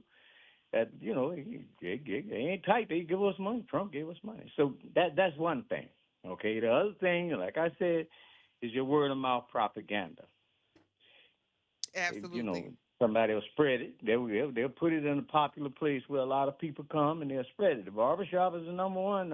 Kamala need to go and campaign in the barbershops because a lot of brothers don't have the real facts, and they don't know all the real facts, and they believe the propaganda. Okay, and some of them, to be honest with you, like a gangster image. They like Trump's toughness. It's masculine depiction of a man, and they can identify with that. So, they kind of, as the American public, as a fact, I mean, as a rule, I believe, kind of favor gangsters a little bit because they had all the movies about them, and they kind of favor gangsters. But the black brothers favor Trump on some of them because of the little gangster image he projects. Mm-hmm. All right, and so those are some of the main things. And another thing is watching the news. A lot of brothers get all their news off of the internet. And, internet got all kind of conspiracy theories and all that stuff, So they don't get the real daily facts like people like me who watch the news every day, local and national, would get. So they get part news and part right and part wrong, and they just throw their stuff in there with it, and there they go, Well, thank you for So that, I hope Jerry. this enlightens you on things we need to be aware of and to correct. I'm not a advisor or consultant or anything like that, but I do love America. I do love all people. I'm preferable to black people because I am black. And I'm not the kind of guy like I heard y'all say about some brothers talk different to white counterparts than they do to each other. And that's a mistake. If you're in a person talking and one of y'all holding back on something or telling part of the truth or how you really feel, that's not being real. That's not being real. You're not being true to yourself. Yeah, you're right. You follow what I'm saying? A lot of people suffer from that. We got and you. these officers and on jobs and all that stuff. They hold back all of it. They'll go with some of it, but they'll hold the rest back. Well, all right. Thank you for that, Jerry. Thank you for calling. Have a good one. Yeah. There are many facets, and we're going to get into this further. Yes, thank you for that. But we're going to switch gears, and we're going to take a phone call from another Swan. This is our day 4. Good morning to Marcia Sells, and welcome to the Front Porch. How are you today?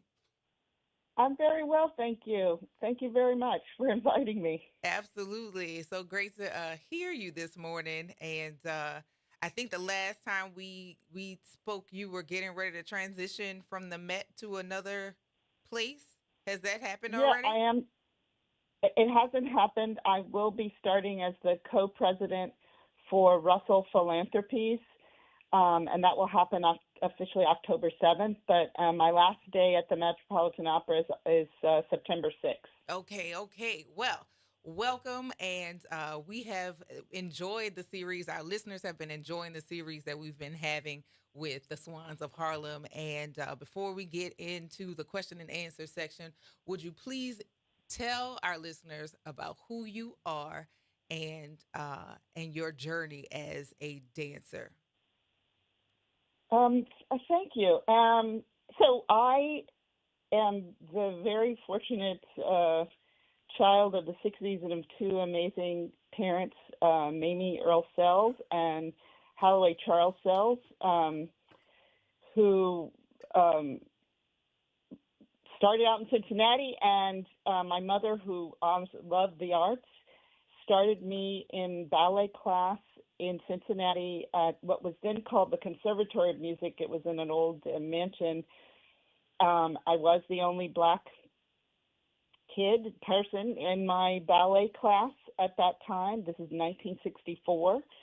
And I fell in love with ballet. even though I didn't see people in those rooms that looked like me at that moment. Mm-hmm. And my mother was always one to say that those are things that shouldn't stop me from doing them and encourage me to do it if I like something. She wasn't necessarily trying to create a ballerina, or she was honestly trying to, in some ways, save herself. She had a health condition, and she had two very rambunctious and busy children, myself and my brother. So if we could, get us all worn out on a Saturday and then we took a nap, it was a blessing for her. But fortunately for me, I really loved ballet. I stayed with it. And then when the University of Cincinnati took over the conservatory, which is now known and very famous College Conservatory of Music, and continued its what they called preparatory program for advancing young people who weren't in college but to learn art form, I stayed with it. And I will say what was also fortunate and blessed that the people running it, a man named David McLean, who was the chair of the department and also the head of what was then called Cincinnati Civic Ballet, saw talent and didn't let the color of my skin stop me. But the next thing, a man named Jimmy Truitt and a woman named Thelma Hill, who were original members of Alvin Ailey, started teaching modern classes, but they were very, very close to Arthur Mitchell and knew he was starting his company. And Mr. Truitt encouraged Mr. Mitchell to bring Dance Theater of Harlem to Cincinnati. This is now 1969. And thankfully, I got to see a whole company of black dancers and black ballerinas on pointe shoes, which at 9 years old let me know, oh my God, this is possible for me. And it was and it wasn't something that seemed so out of reach. Like black families, when people come to town, my parents invited Arthur Mitchell to come to the house for dinner. He said he had seen me in class and that he thought I had talent. At the time, he was trying to convince my parents to let me move to New York. That wasn't going to happen. There was no and my mother was like, and they weren't moving. But I did attend the very first summer intensive that Dance Theater had. And I mean summer intensive where they were bringing in and saying to young people all over, come to Dance Theater of Harlem. And at that point, the school was in the basement of a church called the Church of the Master. Mm-hmm. And I got to attend that class and see more of Dance Theater of Harlem. And that started my journey. And then from there, Mr. Mitchell, every year I went. And then he invited me to, and he kept asking. And finally in 75, my mother was like, or 76, my mother was like, okay, maybe you're ready. Because I think she recognized in 2 more years I was going to be going to college. So if I hadn't learned those lessons I needed, as she said, I wasn't going to learn them any sooner. And they also said that I would have a high school. I think my mother's big concern she was first generation in her family. My father was second generation in his family of a college degree. The idea that I wouldn't even graduate high school was scary. Yes. So I went to a school called Professional Children's School, and that's how I started my journey with Dance Theater of Harlem. But I got to see Lydia Barca, Sheila Rohan, Virginia Johnson, Gail McKinney, my Bella Swan, perform, and that inspired me. Wow. That is such a journey to go back and forth, where some of your other counterparts who had access because they were a ferry ride or a train ride to class, but you had the journey and you stuck with it, which is even more so. I guess a precursor of your commitment to the arts, because since then, since you have been a part of the Swans, your professional journey has continued in the arts. Do you mind sharing a bit about that? Oh, yeah. I mean, even when I made the decision to stay in college and not go on tour with DTH after my time in my first 2 years in the company, I was always going to stay in ballet. It was how I defined myself for so long. But, and stayed in touch. But yes, after leaving, working up at Harvard Law School, I had the wonderful opportunity to become the first chief diversity officer at the Metropolitan Opera, Mm-hmm. and to work with some amazing people. Michael Heaston, who's now become the deputy general manager for the Met, and Peter Gelb, and others, but to help shape what should have always been the journey for any arts organization to reach out to communities. Now, the Met is not it is not all brand new. I mean, this is the company of the great Leontine Price, as well as the great Marian Anderson, who was the first full-time hired Black singer at the Met in 1955. But sometimes we weren't always recognized and noticed, particularly in the jobs behind the scenes. And so that's what's been an amazing part of my journey at the Met, both starting its first paid internship program with an amazing young woman who we brought on, Alicia Kelly Baugh, to help do that recruitment, along with creating a diversity, equity, inclusion working group, working with unions that actually had said when AGMA was negotiating its contract, which was happening when I was first joining the Met, they said, we don't just want a sentence about DEI, we want an actual whole segment on diversity, equity, inclusion. So to walk in that situation, to be able to make those things real about, how do we do outreach, not just for behind the scenes jobs, but and administrative arts jobs, but also for diversifying the back of house, who are the creative people and composers and singers. And the very first season was the very first season that I got to work at the Met just after COVID, with the history-making Fire Shoved My Bones, composed by Terrence Blanchard, to be the first opera composed by a Black composer to be produced on that stage and to just knock it out of the park. That was just amazing. And to keep that energy going, that's what was amazing about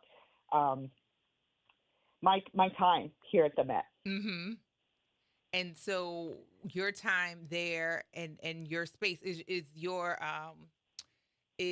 successor going to be a person of color?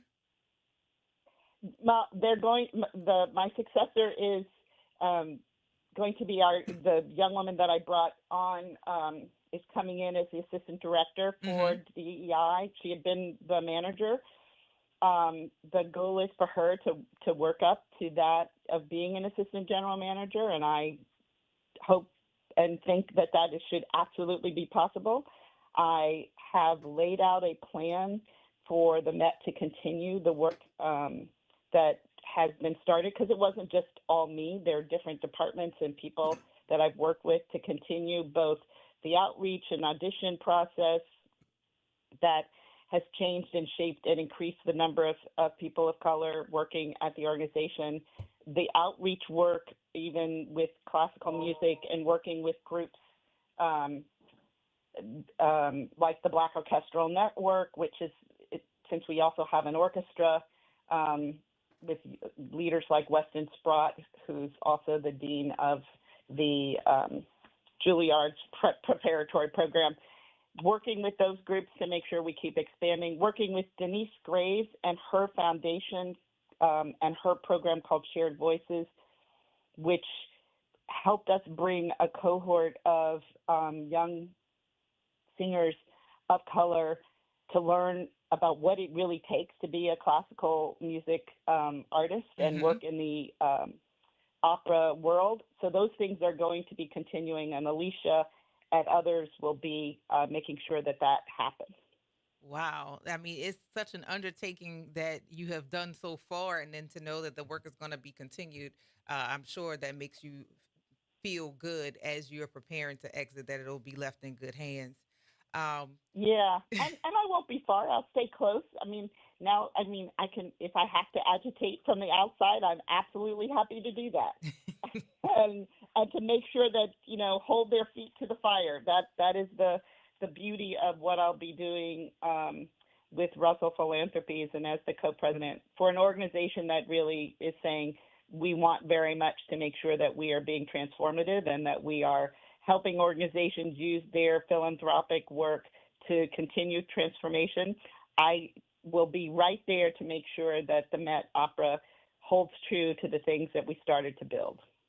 Yes. Well, dipping back into dance, how has your relationship with the other swans evolved over the years, and what has kept your bonds so strong?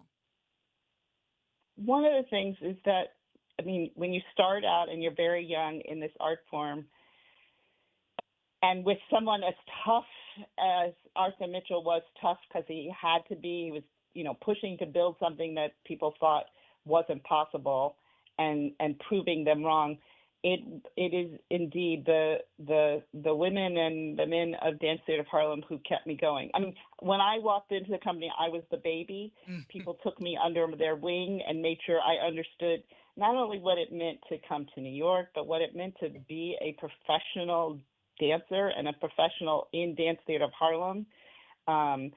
Each of us, we talk about the family system that was created. HR organizations could learn something from what Dance Theater of Harlem did in those days, where you had two members of the company, a man and a woman, who shared with you information about what you needed to do to be in that company and to succeed. And we did it like a family tree. So my dad was Ronald Perry, and my mom was the late Stephanie Dabney, and they would talk to me and make sure, that I just knew, about coming to work on time and learning certain roles and making sure that I was ready when I was called to do something. That was amazing. And because of the relationship, both with Carlia and with Sheila and Lydia, and we stayed connected. I mean, over all these years, it's hard to say, over 50 years, we have stayed connected off and on, closer at times than others, but each one of us have been in each other's lives even after we left the company, so that kept us going. And then when COVID hit, just connecting, just to check in with each other, but we were also sensing and feeling the story and narrative about, one particular dancer, Misty Copeland, and it's not necessarily her fault, but recognizing that people were thinking she was the first, and we're like, well, we know we were born before her and we were dancing in ballet, so something's wrong here.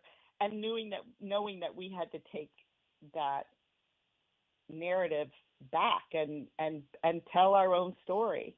I had the good fortune, because of where I was living up in Harlem, to know Barbara Jones, who has since become our agent, but asking her about, what would it take to tell our story? So she came and spoke to us, and she heard us as we were engaging with each other and telling our stories and reminiscing.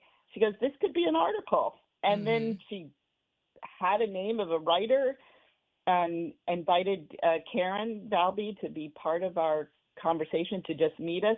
We connected. And we knew that we had to find somebody who could help us really tell the story. I mean, might have been ways that we could have done it, on Instagram or things, but not in the strong and compelling way that both the article in the Times as well as the book, The Swans of Harlem, that had, came out of that article, to tell this full story. And so it's been great to have this and continue, and to look back all those years of where we've come from, to where we are now, and to be able to tell it, particularly now that we lost Gail, that she was still present when we were on this early journey, to tell her story in her own voice. I think with that journey with her and her illness made us realize how important it was for us to grab that moment, to make sure that we were telling our story through our own voices, to get that out and not get it lost because, we weren't here anymore. Absolutely, because you are the library. You are the you are the writers of the work, and had we not gotten it documented, yes, that would have definitely been a great misfortune that would have been lost to future dancers. And speaking of future dancers, or dancers that are preparing to become professionals, what mentorship roles have you played with with dancers who have been preparing to enter the world of professional dance? We have stayed, I mean, each of us in our own way have stayed connected with the world of young Black dancers, but and also through our fellow other alumni of Dance Theater of Harlem. There is a whole network now of Dance Theater of Harlem alums who are teaching in higher ed or who have founded companies. As you probably heard, Lydia's talked about Waverly. Yes. And Nina, who started their company, Balethnic, in Atlanta. That's one way. I stayed connected with Dance Theater of Harlem because was fortunate to be able to get a house on 147th Street in 1996, which is just 5 blocks from Dance Theater. So I stayed close, even if, when Mr. Mitchell was still alive. I would advise. I helped them make connections with political leaders in the community using some skills I had from prior work experience, but also then talking to those young dancers about opportunities, choices that I made, my time in law school. So I've used that to stay connected and help young people both think about how they manage the time in this ballet profession, which is so short, but also think about their future. And I also think by finally, as I got older, telling my story that because some people only knew me through the law and that I did some things in the arts, but when I actually told the story of no, I actually was a trained ballerina. I was in a company that was well known and got to travel. I think that's also been, and again, the book has helped us so much more to also spread that message about the journey and the options, but also that we weren't the only ones too on that journey, that there was the fellow members of the company and other people who we met along the way when we were the only ones in some of the schools where we were, have been part of that. So taking the opportunity to be a mentor to young people at Dance Theater of Harlem in the next generation, as well as to be a part of the network of Dance Theater of Harlem alumni who are working in higher ed. That's been my way of connecting. Well, thank you so much. I appreciate you sharing a little bit about your journey and sharing with our listening audience about the many facets in your participation still in the arts world and with young professionals, particularly young Black professionals in the dance world where there had not been representation, but because of your work and your commitment to the arts, making roadmaps and ways in for them as you're preparing future generations. So I want to say thank I just you. want to add one. Yes, ma'am. I wanted to add just one thing too, because one of the things when you asked, one of the amazing moments of walking into also the Met. The Met used to have a ballet company. We now bring our dancers in as we need in terms of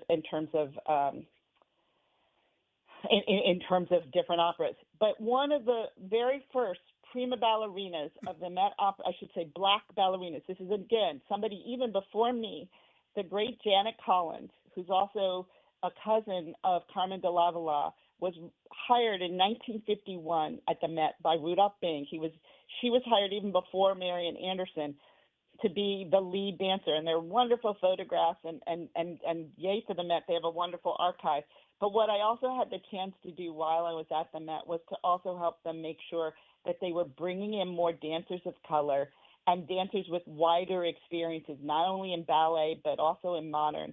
And I will say the last class of this past season, they invited me, the dance directors, Linda Jelinas and Michael Chesonsky, invited me to come in.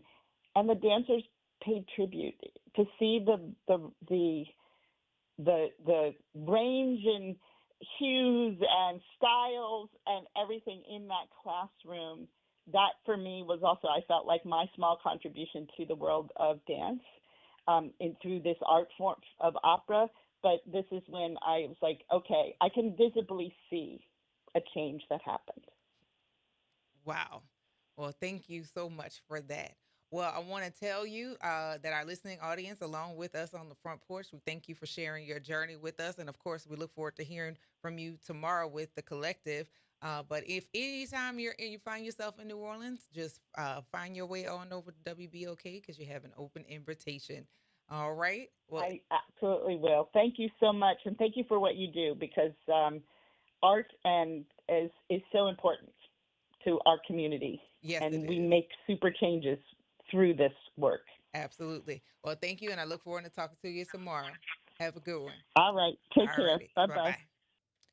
All right, y'all. That was Marsha Sells. Yes, good information. And tomorrow we'll get the collective along with the author, Karen Velby of The Swans of Harlem. But we're going to take this break, y'all. Stay tuned to the front porch right here on WBOK 1230 AM.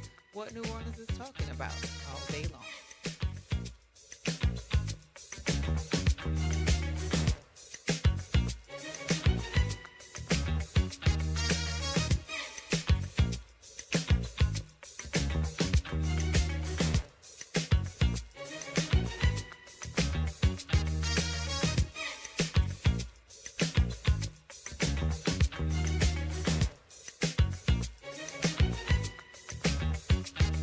Why choose a Sleep Number smart bed? Can I make my side softer? Can I make my side firmer whenever I want? Can we sleep cooler? Sleep Number does that. Cools up to 8 times faster and lets you choose your ideal comfort on either side. 94% of Sleep Number smart sleepers report better sleep. And now, during our biggest sale of the year, save 50% on the Sleep Number limited edition smart bed. Plus free home delivery on select smart beds when you add any base. Ends Labor Day. To find a store near you, visit sleepnumber.com. The New Orleans Jazz and Heritage Foundation is the nonprofit organization that owns the New Orleans Jazz and Heritage Festival presented by Shell. With the funds generated from Jazz Fest, the foundation invests in Louisiana communities through economic development, cultural enrichment, and free educational programs. To learn more about the New Orleans Jazz and Heritage Foundation, please visit us at www.jazzandheritage.org. Hello, WBOK listening audience. This is Pastor Robert Tanner of the Community Church of River Ridge, Louisiana, inviting you to tune in to our Sunday morning broadcast at 10 a.m. every Sunday morning right here on WBOK 1230 a.m.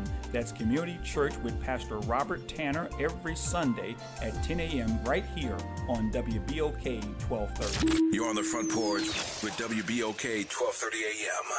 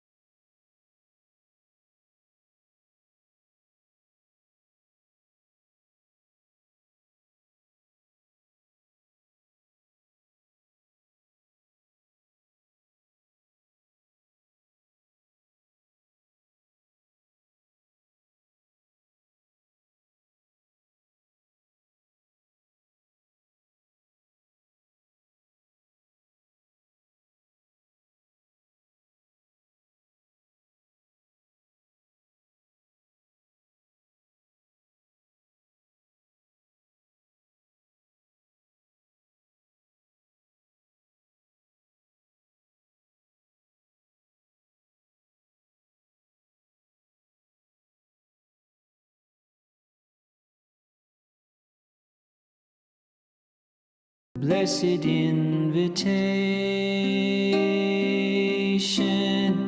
and you laugh as I stare down at my WBOK feet. 12:30 a.m. What New Orleans is talking about all day long. I'm your host, Kimberly Dupree. And I'm Lloyd Dennis sitting in for Graylin Banks. And on the other side of the glass are Nyron and Jared. That was a really good interview, hearing about the different um, pathways and the different preparations that some dancers have gone through, and then also that it didn't stop, as we found out that Marcia Sells, not only was she a ballerina, she has been working at the Met, which when you think Met, you don't automatically think of Black people working at the Met, but that she's been the first chief diversity officer for the Metropolitan Opera, which is saying a lot, and that she also holds a law degree as well from Harvard Law School. So, dancers don't mean like just the art that you practice and that's it. Um, she's definitely paved ways for artists to be supported, artists of color in particular to be seen, and just opening doors, which is what we still need to happen. Still dynamic. Yes. Still making things happen. Yes. Still in the mix. So we just played another song, and I think we might have the answer to where we're traveling to today. 504-582-9422. Hey,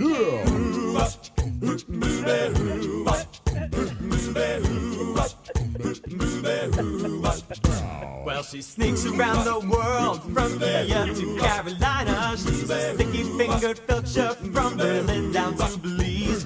She'll take you for a ride on a slow boat to China. Tell me, where in the world is Carmen San Diego? Steal their soul in South Korea, making money comes right on the Yay! Oh my There's a generation goodness. Yay! What a song. What a song. There we go. Hey, Cam. Good morning. Good morning, Mr. Dennis. Good morning. Good morning, Nyron and Jared and Campbell. How about that? Okay, I was working, and I was trying to remember what Pamela said. Mm-hmm. And because we that's one thing we do. We as a team, we kind of work off of each other. Yes, you do. You all the way you all share information is seen on Facebook. Yeah, and my brain, I really can't remember what she said. So I believe she named a city. Yes. That's what. Okay. So I'm going to name the state, which is Minnesota, is where we're going. Not Minneapolis, but Minnesota. Yes, you've got it. We As are a state, yeah. in Minnesota. That is where we are traveling to today. Now, he didn't play the obvious music just yet. Of course, because then it would be two songs then, and Cam would have called. So It would have been one song, and yeah. Tell us how you came up with Minnesota. Yeah. There's a connection between I'm struggling with the first artist because I'm trying to find his connection to Minnesota. Okay. But the artists of these songs all have a common denominator, and it's Minnesota. Yes. So which was the song that said, the one that got me? Hold on, wait. And here's my other trick, and I don't mind telling people. I keep a little scratch paper on my desk, and I try to write the songs down as I hear them. Okay. So that's how I get. That's how I get. That's how I can go back and look at it because I keep a little scratch paper. Well, but you got it, of course. But I would say the Bob Dylan for sure. Is kind of what tipped me. Bob Dylan as an individual, being from Minnesota. Okay. And like I said, I couldn't connect the first one, and I was trying. I was like, but I said we go. But she said Minneapolis, and I said okay, we we're getting warm. We're getting warm. Very, And very so, close. Well, she was very, very close. But yeah, she was in the vicinity for sure, but yeah, Minneapolis doesn't connect with all these other people, but Minnesota does. well, you got it. And did you enjoy your song? Yeah, I was gonna say that was so into the Carmen Santiago's "Where in the World." That is too cute. That's too Well, cute. you have Nyron to And thank for I that. love kid stuff. I Yes, love you kid have stuff. Nyron to thank for that.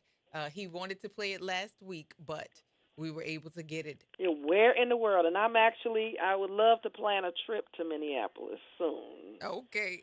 Yeah, so I Oh, can go to the museum. absolutely. Well, thank you so much for that, Cam. We You're welcome. appreciate it. And the Cam's song, her theme music has been debuted. I hope you all enjoyed. All right, Cam. Talk to That's you funny. later. All right, bye bye. Carmen San Diego was. Did you watch that? Did your kids watch it? They might have. It was the show where Carmen, she was traveling the world, and you had to figure out where she was located. Yeah. And that played like the real version of it played when I was a kid, but I know that it came back with a cartoon edition of Carmen San Diego, which would have been the generation that Nyron watched Carmen San Diego. But My wife probably knows it by heart. Yeah. Because she would be there with the kids watching TV. that was a very cool show to open, to expose kids To the world, right? Yeah, to the world and having people travel. But yeah, that was a really good interview, and I think that our front porch people are still having conversations about this this election that we have coming up, and we have some comments on the front porch. And Daryl Zabon said, "What kind of world do you want to wake up to on November 7th? Did you know? Oh, did you do what you would make it better?" And that is a consequence. I felt sick to my stomach after the 2016 election. I felt the physical weight of what I knew was getting ready to happen as a result of Donald Trump taking office. I was on a cruise, and I had a fifth of tequila, and I was all ready to celebrate. And I got my glass out, and I'm sipping. And when I saw that it was going the other way, I all but finished that fifth of tequila. I was just blown away. Yeah. It was like unbelievable. Huh? Like this is a bad joke. Yeah, it was awful. That definitely was. I was like, how? Because I went to bed feeling good. I went to bed feeling good, and knowing that the popular vote that Hillary Clinton did win, the expectation was that, okay, we're fine, because she, with the number of votes, the number of people who voted for her, she'd be fine. But in those battleground states where the Electoral College, those votes have a heavier weight, I was very, very sad. And then the unleashing of the overt racism was like, wow, and for Well, that's what this is about. and for white people who were, oh, we don't want the Obamacare, and then you double back and see them again saying, I need this insurance. My child or myself, I have some sort of chronic condition that I no longer have insurance, and I need that back. But your whole fight against first of all, not wanting to support and work with President Obama while he was in office, because that was a part of the reason why he didn't get more done, is because he didn't have the House of Representatives and Congress to work with him to get more things done. People being loyal to their party or to a person. And then with Donald Trump being in office, you still saw people who were hurt as a result of him taking office, because he was just making all sorts of crazy decisions. And that incident over in the Middle East where the troops pulled out of, was it Afghanistan? If I'm not mistaken, where 13 service people died, was in an order that was signed by Donald Trump. It didn't get executed until after Joe Biden got in office, but that was again another working of Donald Trump being in office. So for people who are saying that, voting does, is of no consequence, first of all, shame on you because you're too old not to know better. And then for the people who are still undecided, it's not even the lesser of two evils at this point. It is now rolling back the hands of time for people who look like us. To me, it's good versus evil.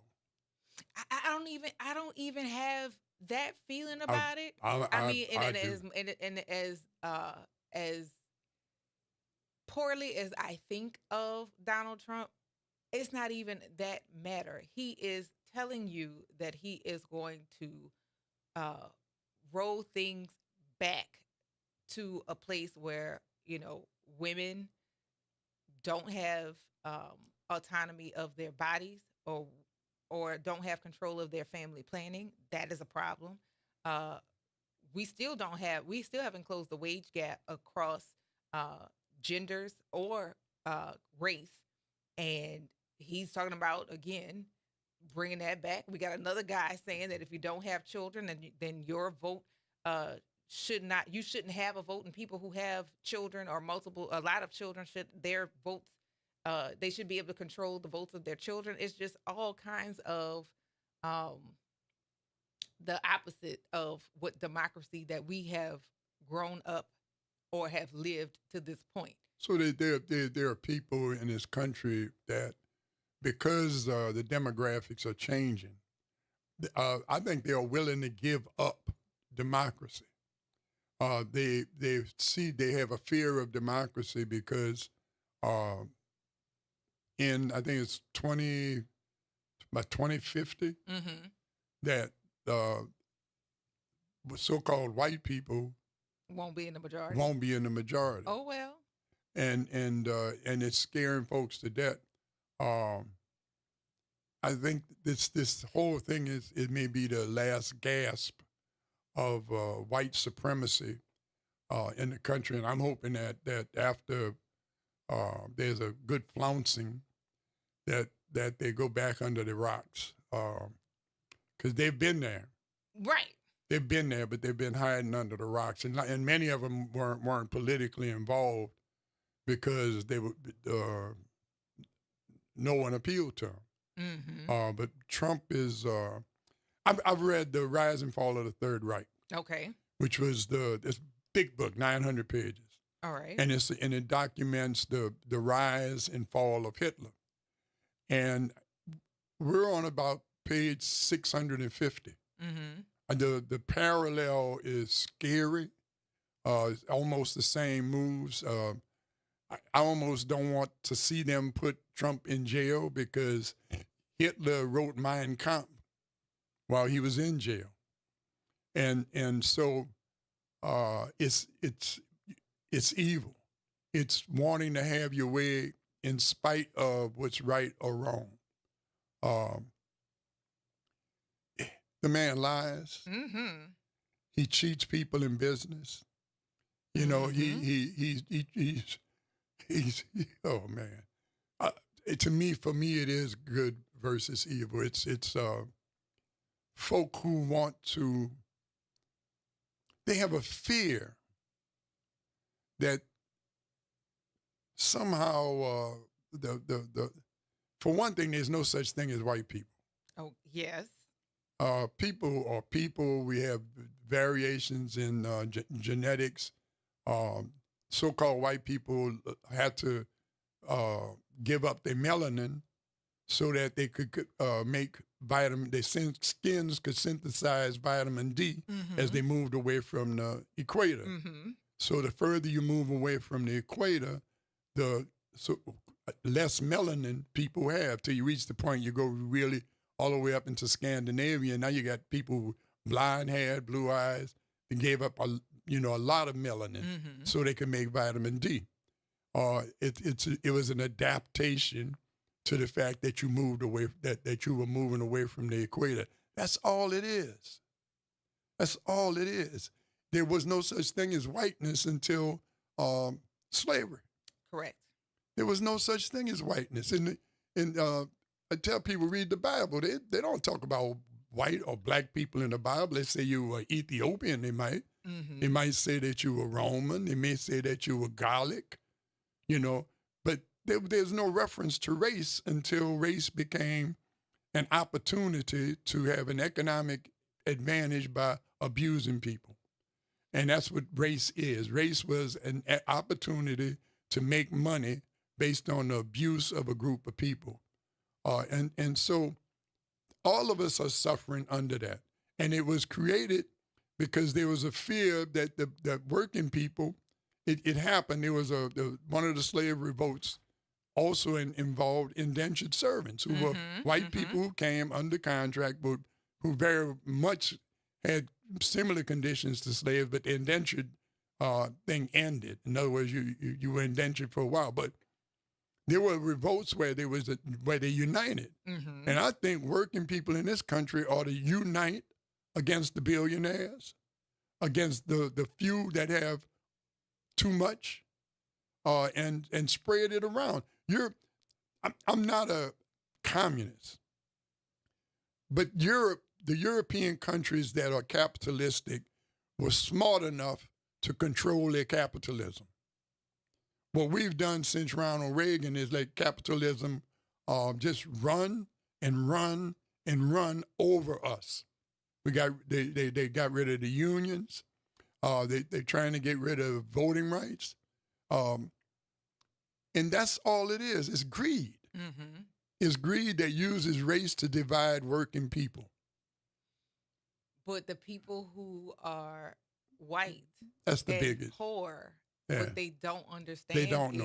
is that while you're supporting somebody who may have a shared skin color as That's you do, all. they're not opening their wallets to let you have a piece of their No. wealth at all. No. But because everybody chooses a side, you choose a side to support people who will also keep you downtrodden. Right. It's about keeping working people confused about their own self-interest. I really don't. There's a level of ignorance that was kind of ushered in by the Reagan administration, where they began sucking money out of education. The Mhm. federal government stuff began pulling back on the funding for education, and so they dumbed down America on purpose. They dumbed it down on purpose. In other words, having ignorant people is useful to demagogues, to people that want to have their way. It's useful because they don't read. They're not educated. They don't have a sense of history. None of them read The Rise and Fall of the Third Reich. A 900-page book would scare a bunch of them. But the point is that your ignorance has been used to turn you into a tool against yourself. But even this version of the Republican Party is not even It's Reagan. not. It's not even Reagan's. No. Republican Party. This is worse. Like this is not even. This is the chickens coming home to roost. It most certainly is. It most certainly is, and I'm waiting for the implosion of the party so that they can get back to realizing the damage that is going to continue to come, because of course we still have people who are being sentenced as a result of the January 6th. Grayling calls it the White ISIS insurrection because they thought that they were going to be able to skirt and get out of those charges, which they have not, and there are more convictions to come. And then also inciting violence has got none of these people in any good places. No. It may have had like entranced them at that moment, but now looking back with regret and with knowing that you have to leave your family, moms who have to leave their children, dads whose children turned them in. You know, at some point, looking back at that can't feel good at all. Human beings are at our worst when we draw a line between us and them. when we draw a line between us and them, the us figures out that we can abuse them or that they are not really people. That's when human nature is at its worst. And the unfortunate thing is the if you're drawing a line between humans, what you do and think up for other humans, the same can be placed against you. Yeah. But y'all, we're gonna take this break. Stay tuned to the Front Porch right here on WBOK 1230 AM. What New Orleans is talking about all day long.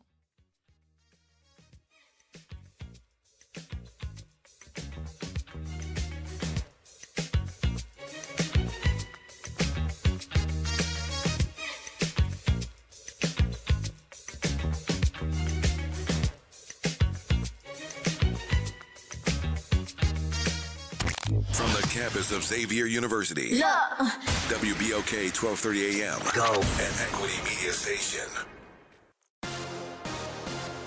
I'm Mike Moore. Here's the latest from the Black Information Network. Vice President Harris and Minnesota Governor Tim Walz are joining CNN for their first joint interview. The pair will be interviewed by CNN's chief political correspondent and anchor, Dana Bush, set to air at 9 p.m. Eastern. Hate crimes continue to be an issue throughout the state of New York. A report released Wednesday from State Comptroller Tom DiNapoli says there were almost 1,100 hate crimes reported in 2023.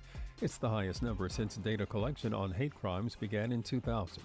SpaceX Falcon 9 rockets are being grounded after a first-stage booster crashed onto a landing barge. An FAA investigation is underway to determine what caused the crash following a Starlink launch early Thursday. And that's the latest. I'm Mike Moore from your 24/7 news source, the Black Information Network and BINnews.com.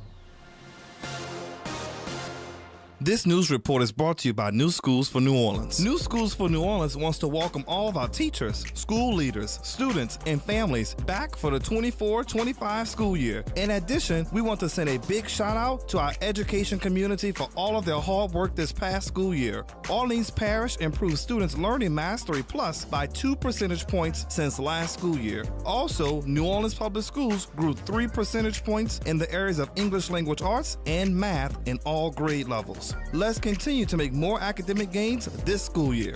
You're on the Front Porch with WBOK 1230 AM.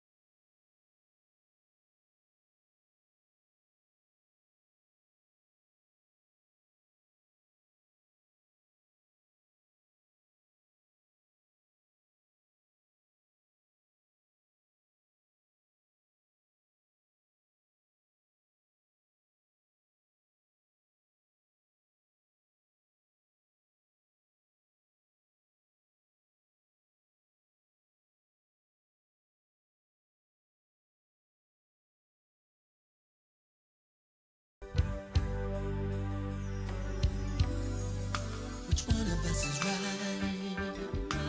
If we always fight, or can we just love? Welcome back to the Front Porch here on WBOK 1230 AM. What New Orleans is talking about all day long. I'm your host, Kimber White Dupree. Hey, it's Lloyd Dennis just sitting in for the great Graylin Banks. And on the other side of the glass and busting through the door is Yeah. DJ Wick and Direct. Good morning. Bringing us back from the break was the one and only Prince, Diamonds and Pearls. That Yeah. was a favorite of mine for sure. Yeah. If you loved, That would have did it. yeah, if Yeah, you that loved the would've did band from Paisley Park, this song is definitely one that I instantly know from the beginning what it was. Yeah, yeah. From hearing the very I'm beginning. I'm a Prince fan. Yeah. Oh yeah, I'm a Prince fan. Big time Prince fan. Minnesota is where we have traveled to on this Travel Thursday, and some of the artists were kind of distinguishable. You could kind of figure out who they were. You had Judy Garland. Did you pick up on her voice in the beginning? No. I know her voice is very distinct to me. And then the Andrews sisters, because of the song, not necessarily because I know their work, but their music or that particular song, I knew who the artists were. But were you able to distinguish any of the other artists that have been played No, today? Bob Dylan. Bob Dylan. Yeah. Okay. Yeah, I got Bob. And just now I got Prince. Yeah, Yeah. Prince for sure. Yeah. But yeah, we this game of Travel Tuesday and playing different songs. We have been so many different places this year. We have even been on the campaign trail and playing different songs to document like what the topics were and the places that they went. Some people were able to determine it. I know Cam is our Cam San Diego, who was able to figure it out. But it's pretty a cool thing It's for a people thing. to determine or like pay attention. And It's a thing. yeah, it's a thinking thing. Yeah, It's a yeah. thinking thing. But it's always funny to hear people Yes, to indeed. come and share their thought process on how they landed on where we're traveling. But yeah, Minnesota, Prince was an obvious Well, thank tell. you. Prince was an obvious tell, but yeah, I'm curious if other people have picked up on those other voices. There is a comment from one of our Front Porch members who says, I can't zoom in to see the face of the male co-host. His voice reminds me of that guy that was on Cox Digital Cable Channel, New Orleans Public Access Television, and now now Paul Bouye. So Yeah, he's that was me. asking That was who me. it That is. Lloyd, It is Lloyd Lloyd Dennis. Dennis. I was Paul's sidekick for quite a few years, and we got into a lot of trouble together. Really? Trouble? yeah. Good trouble? Fun trouble? Good or trouble. just trouble? Good trouble. Good trouble. Yeah, good trouble is always necessary. I think that people who sit in their comfort all the time won't see many changes. You can't keep things the same and expect anything to improve. It takes movement. It takes a force. One of the first laws of Newton's is that it takes energy to take something that's still and make it move. Yes. So it takes energy to create change. And it takes action. Yeah. It takes action. And when people give reasons to just stay in the same place, you are also saying that you're fine with the way things are and you're willing to do nothing to see a change. Yeah, that's we're gonna do better. We are gonna do it. I'm hopeful. I'm sitting here with you and hanging out with these young people here, and it gives me hope. We work with a lot of young people, and I have a lot of hope. We have a new generation of mentors coming aboard in the Silverback Society. That gives me a lot of hope. And so, I look forward all the time, but I don't wait. Yes. Wait, you got to get in where you fit in. Not everybody's going to do the same thing, but if you're not doing something to improve life in your community, you part of the problem. He changed his name, but Stokely Carmichael said, if you're not part of the solution, you're part of the problem. That means you're dead weight. Yes. And that means it's going to take some energy just to move you along. So, come on, folks. Get involved. Do something. Yes. Do something. Smile at the children in the neighborhood instead of frowning at them. That's a big deal. Had a kid. There was a story that somebody called in. I had a kid in my neighborhood, and he lived down the street. and he would walk. I'd be on the porch, on the front porch, and he'd walk past the house and wouldn't speak. And so one day he came past and he was walking past the house, and I stopped him. I say, hey, little brother. And he turned around. I said, so you come past my house every day and you don't speak. And here's what the kid said. He said, you want to talk to me? I said, yeah, man, you're my neighbor. You live right down the street. You know, we ought to speak. From that day forward, he spoke. Fast forward about 12 years. He was the drug dealer in the neighborhood. Yikes. And he sent a couple of kids down in the corner. And I went over and talked to the kids. I said, if I see you on the corner again, I'm going to call the police. And they're going to come and pick you up. And I saw him down the street. So my wife is scared to death. So I just walked down the street straight towards the dude. He had another guy with him. So, but I'm like that because he's a person. And I walked up to the dude and I put my finger in his chest. I said, man, in your whole life, yes, have I ever disrespected you? And he looked at me. And my wife is about to go nuts on the porch. And he said, no. He said, you got that. You got that. He said, that's your corner. Oh, nobody on that corner no more. Yeah, we have. But if I didn't relate to that kid. If you had not made the connection earlier, right, that may have gone completely different. Right. You made sure that he knew that you saw him. Right. And even though he took a pathway that you would not have encouraged, he recognized that in the very least, the courtesy of respect. Right. Right. And but we got to talk to the children. We have to talk. It's not up to the children to talk to us. Yeah.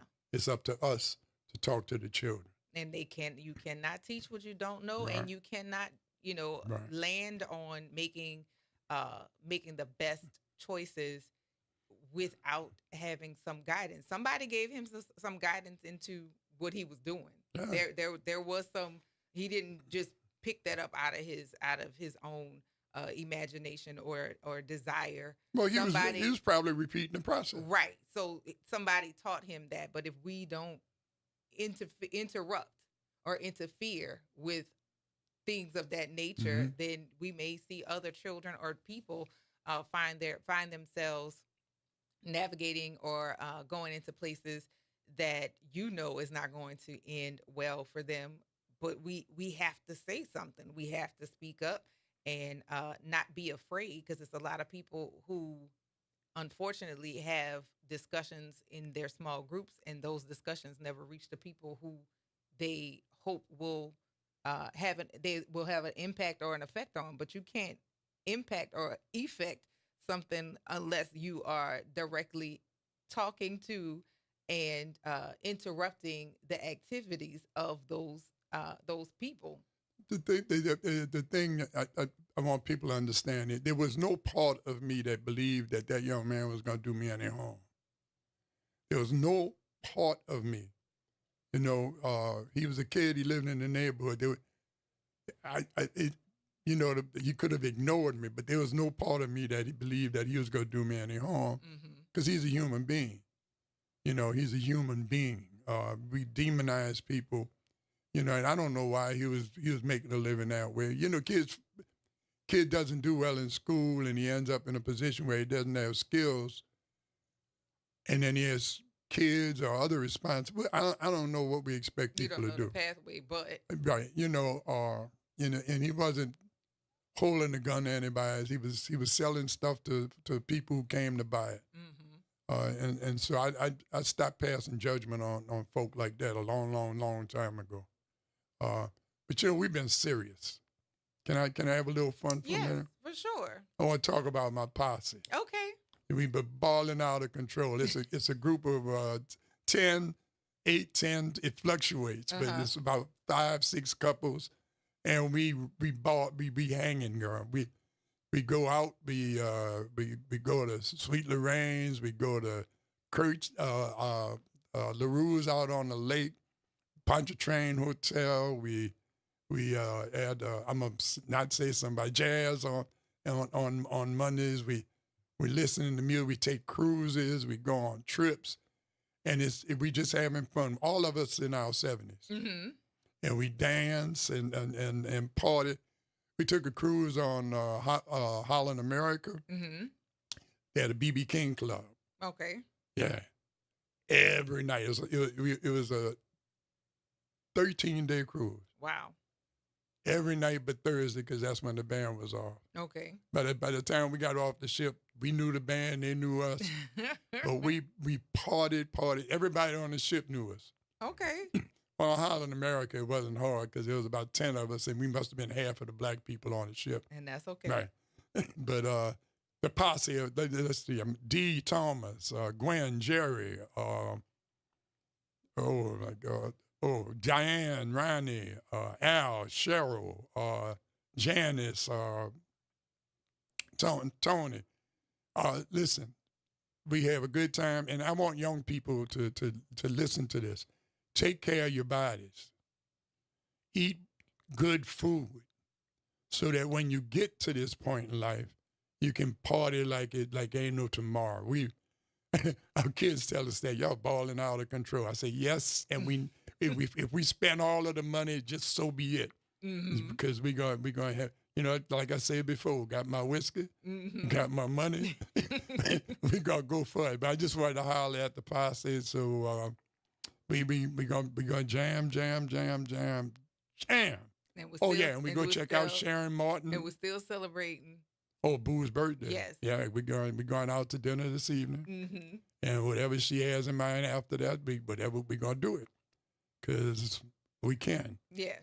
And young people, live your life so that when you get to this point in life, you can have your money and have your whiskey. And the other thing is, money is not for spending. I want you to consider that unless you're born rich, money is your blood, sweat, and tears.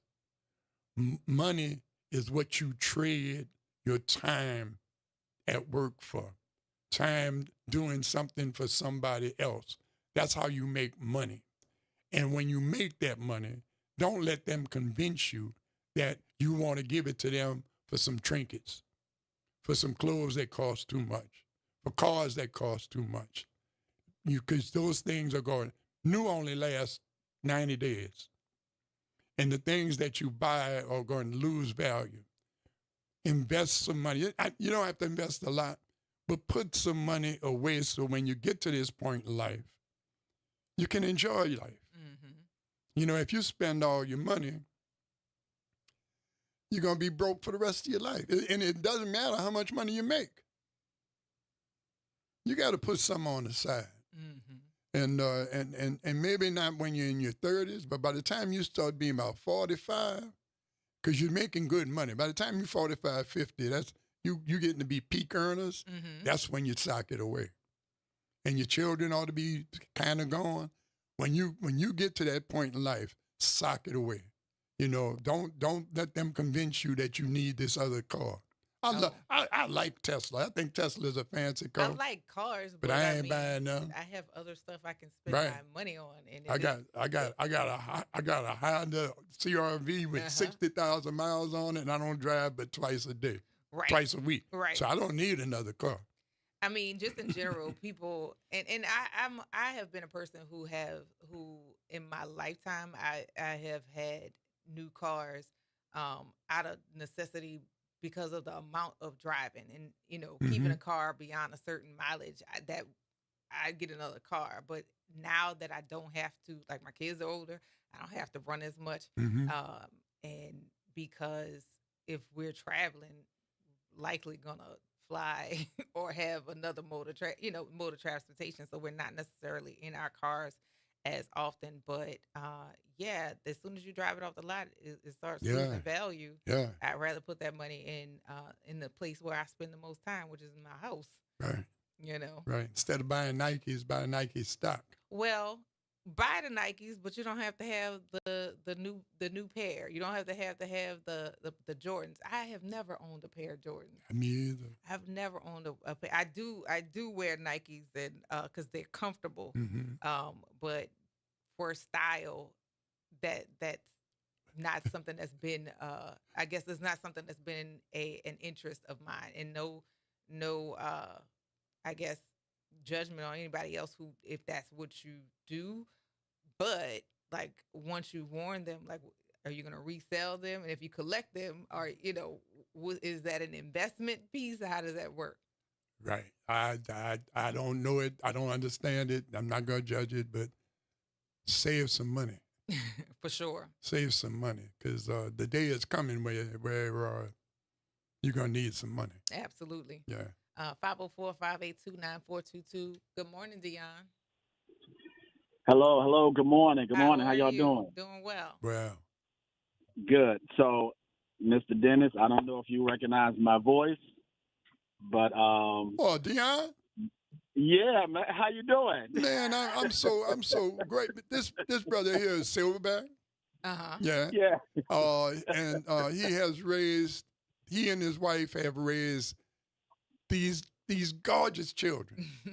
All of them are major beasts. I mean, brilliant, beautiful, talented children, and they all homeschooled. Mm-hmm. They're all homeschooled. And the beauty of that, now, Deon, I tell you this about your children all the time. Peer pressure don't mean a thing to them. Oh, man, not at all. Not at all. All they care about is what their mom and daddy think, what their grandparents think, the elders and one another. Peer pressure, they don't have peer pressure because their self-esteem didn't depend on what other children said or thought. Well, they've been Right. made whole. Right. So their value was already set. Children supposed to grow up amongst adults, and we throw them all in the classroom and allow them to socialize. Allow them to do that on their own, and wonder why we have bullies and stuff like that. It's because children not supposed to be allowed to plan and create their own socialization. There's a book called Lord of the Flies. Yes. Oh, yeah. I'm familiar with Right. Lord of the Flies. Flies is about a bunch of young kids, adolescent kids that got shipwrecked and they got left to their own, and how they got ruled, they became a bunch of monsters because they didn't have that was the one of adult the guidance. recommended books. Huh? That we had them. That was one of the books that our children read. So very familiar with that. Yeah, y'all. Look, Deon, thank you, man. Thanks for calling in. So you know about how we balling out of control. Oh yeah. Yeah. Oh yeah.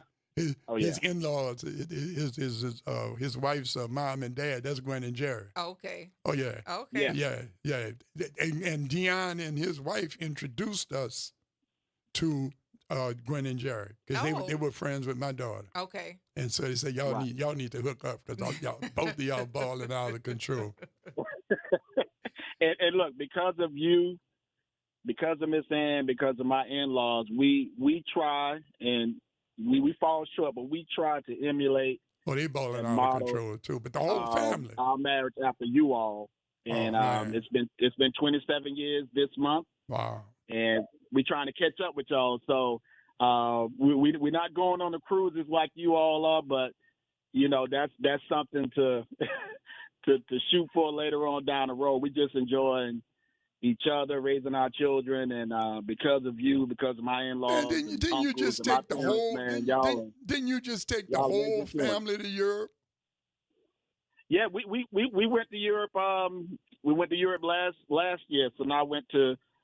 She had her internship over there, and so we visited her in Rome, and we took we call them the second half of the children, so the twins and the baby we took. He's 15. Right. We took him to Europe, and so got a chance to explore and just broaden their horizons, and it was wonderful. It was wonderful. So I just wanted to call in. I just turned on the radio, and I was like, oh, I recognize that voice. I gotta I gotta talk to him and just make contact with him. But like you've been a blessing, Mr. Dennis, and so man, you're a blessing too. Yeah, I appreciate it. That's a daddy, that. That's a daddy. I try to be. Yeah, he in I their try to be. family, his wife is like the disciplined person, Uh-huh. and he's just the play toy. Oh Lord. Oh yeah. Yeah, they got me wrapped around their fingers, all 6 of them. Well, that is a beautiful thing to be able to say. But thank y'all, man. I just had to call in, and whenever I can contact or make contact with Mr. Dennis, I want to do that. So y'all have a good day, and Mr. Dennis, man, you're a treasure. You're a treasure. You are too. Well, thank you so I much for appreciate it. calling and thanks for sharing. We appreciate that, Dion. All right. All Y'all right, take have care. a good one. Yeah, All right. that little family tough.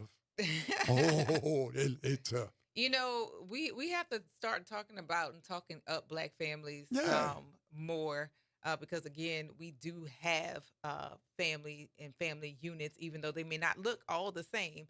But we have some families that are doing hard work with our kids. It's not all doom and gloom. We do have outliers and things that we do need to discuss where there's some problem areas, but we do have some families that are to be celebrated. But y'all, we're gonna take this break. Stay tuned to the Front Porch right here on WBOK 1230 AM. What New Orleans is talking about all day long.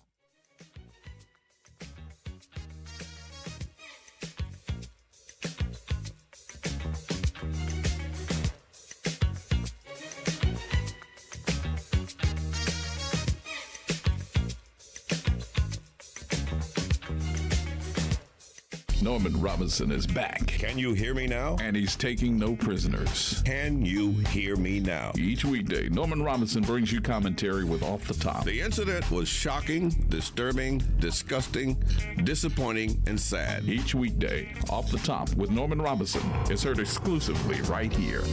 It's Off the Top with Norman Robinson on WBOK 1230 AM. Good morning and happy Thursday. I'm Morgan Lentis with WDSU News, and here's a look at today's headlines. Today is August 29th, the 19th anniversary of Hurricane Katrina. There are several events to commemorate the impacts of that devastating storm. There will be a wreath-laying ceremony at the Katrina Memorial on Canal Street, New Orleans, beginning at 8:30 a.m. Then in St. Bernard Parish, local leaders there will gather at the Shell Beach Katrina Memorial this morning at 9:30. That program will include a reading of the names of residents who died in that community during and after the storm. A wreath will also be placed in the Mississippi River Gulf Outlet. And August 29th also marks 3 years since Hurricane Ida devastated communities across southeast Louisiana. In areas like Lafourche Parish, FEMA is just approving some construction projects that will let the school district rebuild 2 campuses destroyed in the storm. Finally, Tyrell Morris, the former New Orleans 911 call center director, is scheduled to go back before a judge. He's charged with malfeasance in office and injuring public records for allegedly trying to cover up a car crash he was involved in. And that's a look at today's headlines. I'm Morgan Lentis with WDSU. Have a great day. Every day, the RTA gets thousands of New Orleanians where they need to be. Whether you're headed downtown, the Ninth Ward, or Algiers, our buses, ferries, and iconic streetcars are going your way. Rolling with the RTA is a smart way to help you save money and the environment. Download the La Pass app today to plan your ride, get real-time arrival information, or make mobile payments. Because the RTA is how New Orleans rolls. Are you passionate about community safety and police accountability? Tune in to The Monitor's Mic, where we talk about oversight, policing, and you. Hosted by the Office of Independent Police Monitor, we're here to shine a light on policing issues that matter, from real-time policing updates to in-depth interviews. Get the facts and stay informed. We're breaking down complex issues, highlighting community voices, and holding people behind the badge accountable. Join us for an informative hour every Friday at noon on WBOK. Your city, your police, your show. The Monitor's Mic. Hey y'all, it's Chef Bunny, and I'm the host of The Roo, where we will be discussing all things food and NOLA. You can catch me live on air Thursdays at 12:30 p.m., so check out what we'll be cooking up on WBOK 1230 a.m. Making a difference in the community. WBOK 1230 AM. You're on the Front Porch with WBOK 1230 AM.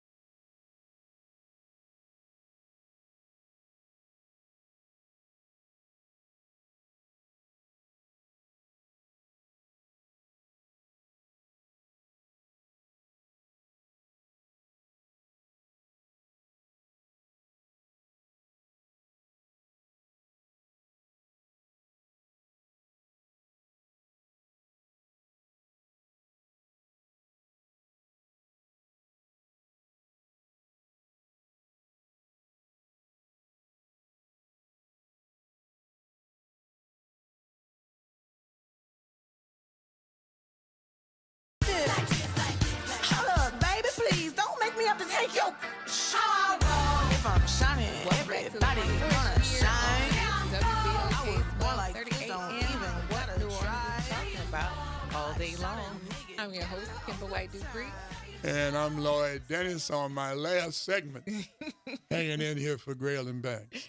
And on the other side of the glass, bringing us back with Lizzo, are Jared and Nyron. Lizzo is still one of my favorites. She is still one of my favorites. Oh, She is yeah. a very talented personality. She's lost some weight. Lizzo been working out and changing her diet and trying to drop some of that weight. As a fellow Tarian, I understand completely what the weight issues are, because I have been very large in my life. So yeah, it's a concerted effort or a focused effort to maintain a balanced weight, especially with all of the predisposed illnesses that that I face on both sides of my family. But yeah, she's been doing the work. She's been putting the work in. And if your doctor tells you that your weight is can be of harm to you, please do something. Take some action to fix that. And it does not mean that you have to make drastic changes, but you have to make realistic changes to your diet. I want to make a suggestion, and the suggestion is that if you're overweight, it's probably because you're malnourished. And there's a part of your brain that you can't directly communicate. And so if it senses that you need nutrition, the only thing it can tell you to do is eat. It make you crave food. But if you eat food that doesn't have nutrition, you're still going to crave more food. Yeah. I don't on purpose control my weight, but I take a lot of vitamins. I eat good food. I eat brown bread, brown rice. I don't eat anything white. And people need to understand that the food that you're eating, if you're eating white rice, white sugar, white flour, the only reason it's white is so that they may turn it into a commodity and keep it on the shelf almost forever.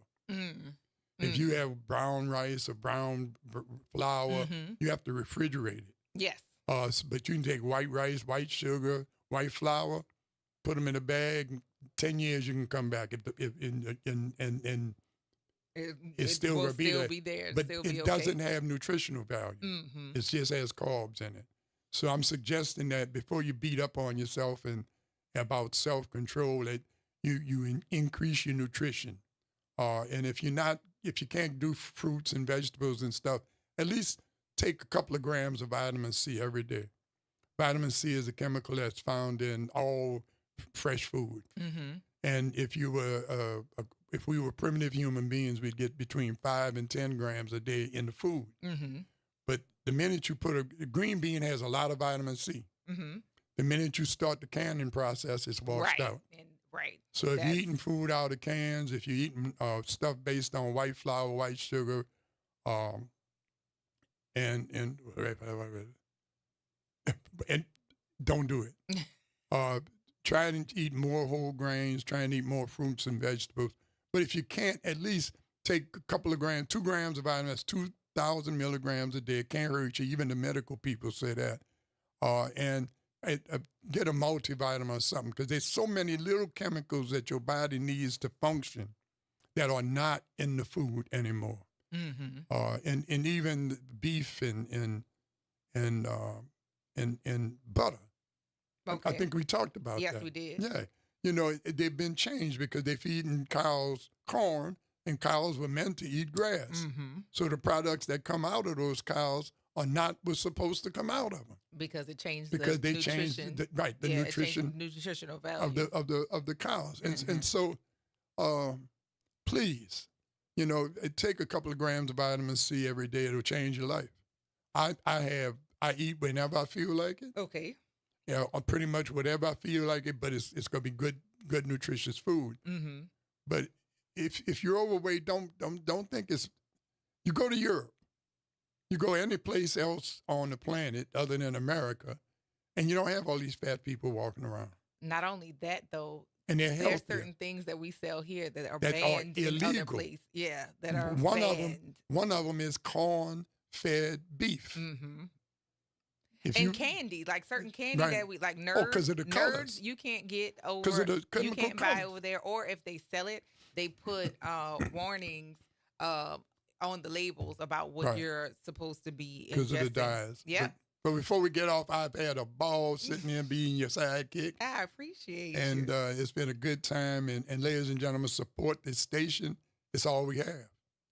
It's the only way. This, and we have a couple of publications, the New Orleans Tribune, the Data News Weekly, and the Avenue. Mhm. We have a few publications. I'm forgetting one, and Bob's gonna kill me. But anyway, we have a few publications. We have media that we is media, right. created by By black us, people for us. and particularly black people who support what is going on here in the city That's of right. New Orleans and for the black people Right. Of the city of New Orleans. So be sure to support the outlets, the media outlets that are here as a voice for you. And the only reason that I make a distinction of being a black man is because I'm forced into that situation. Mm-hmm. In other words, we have to form a group because we are persecuted by the same means. So we have to protect ourselves together Mm-hmm. as a group. I hope one day we just walk around and say, "Where you from?"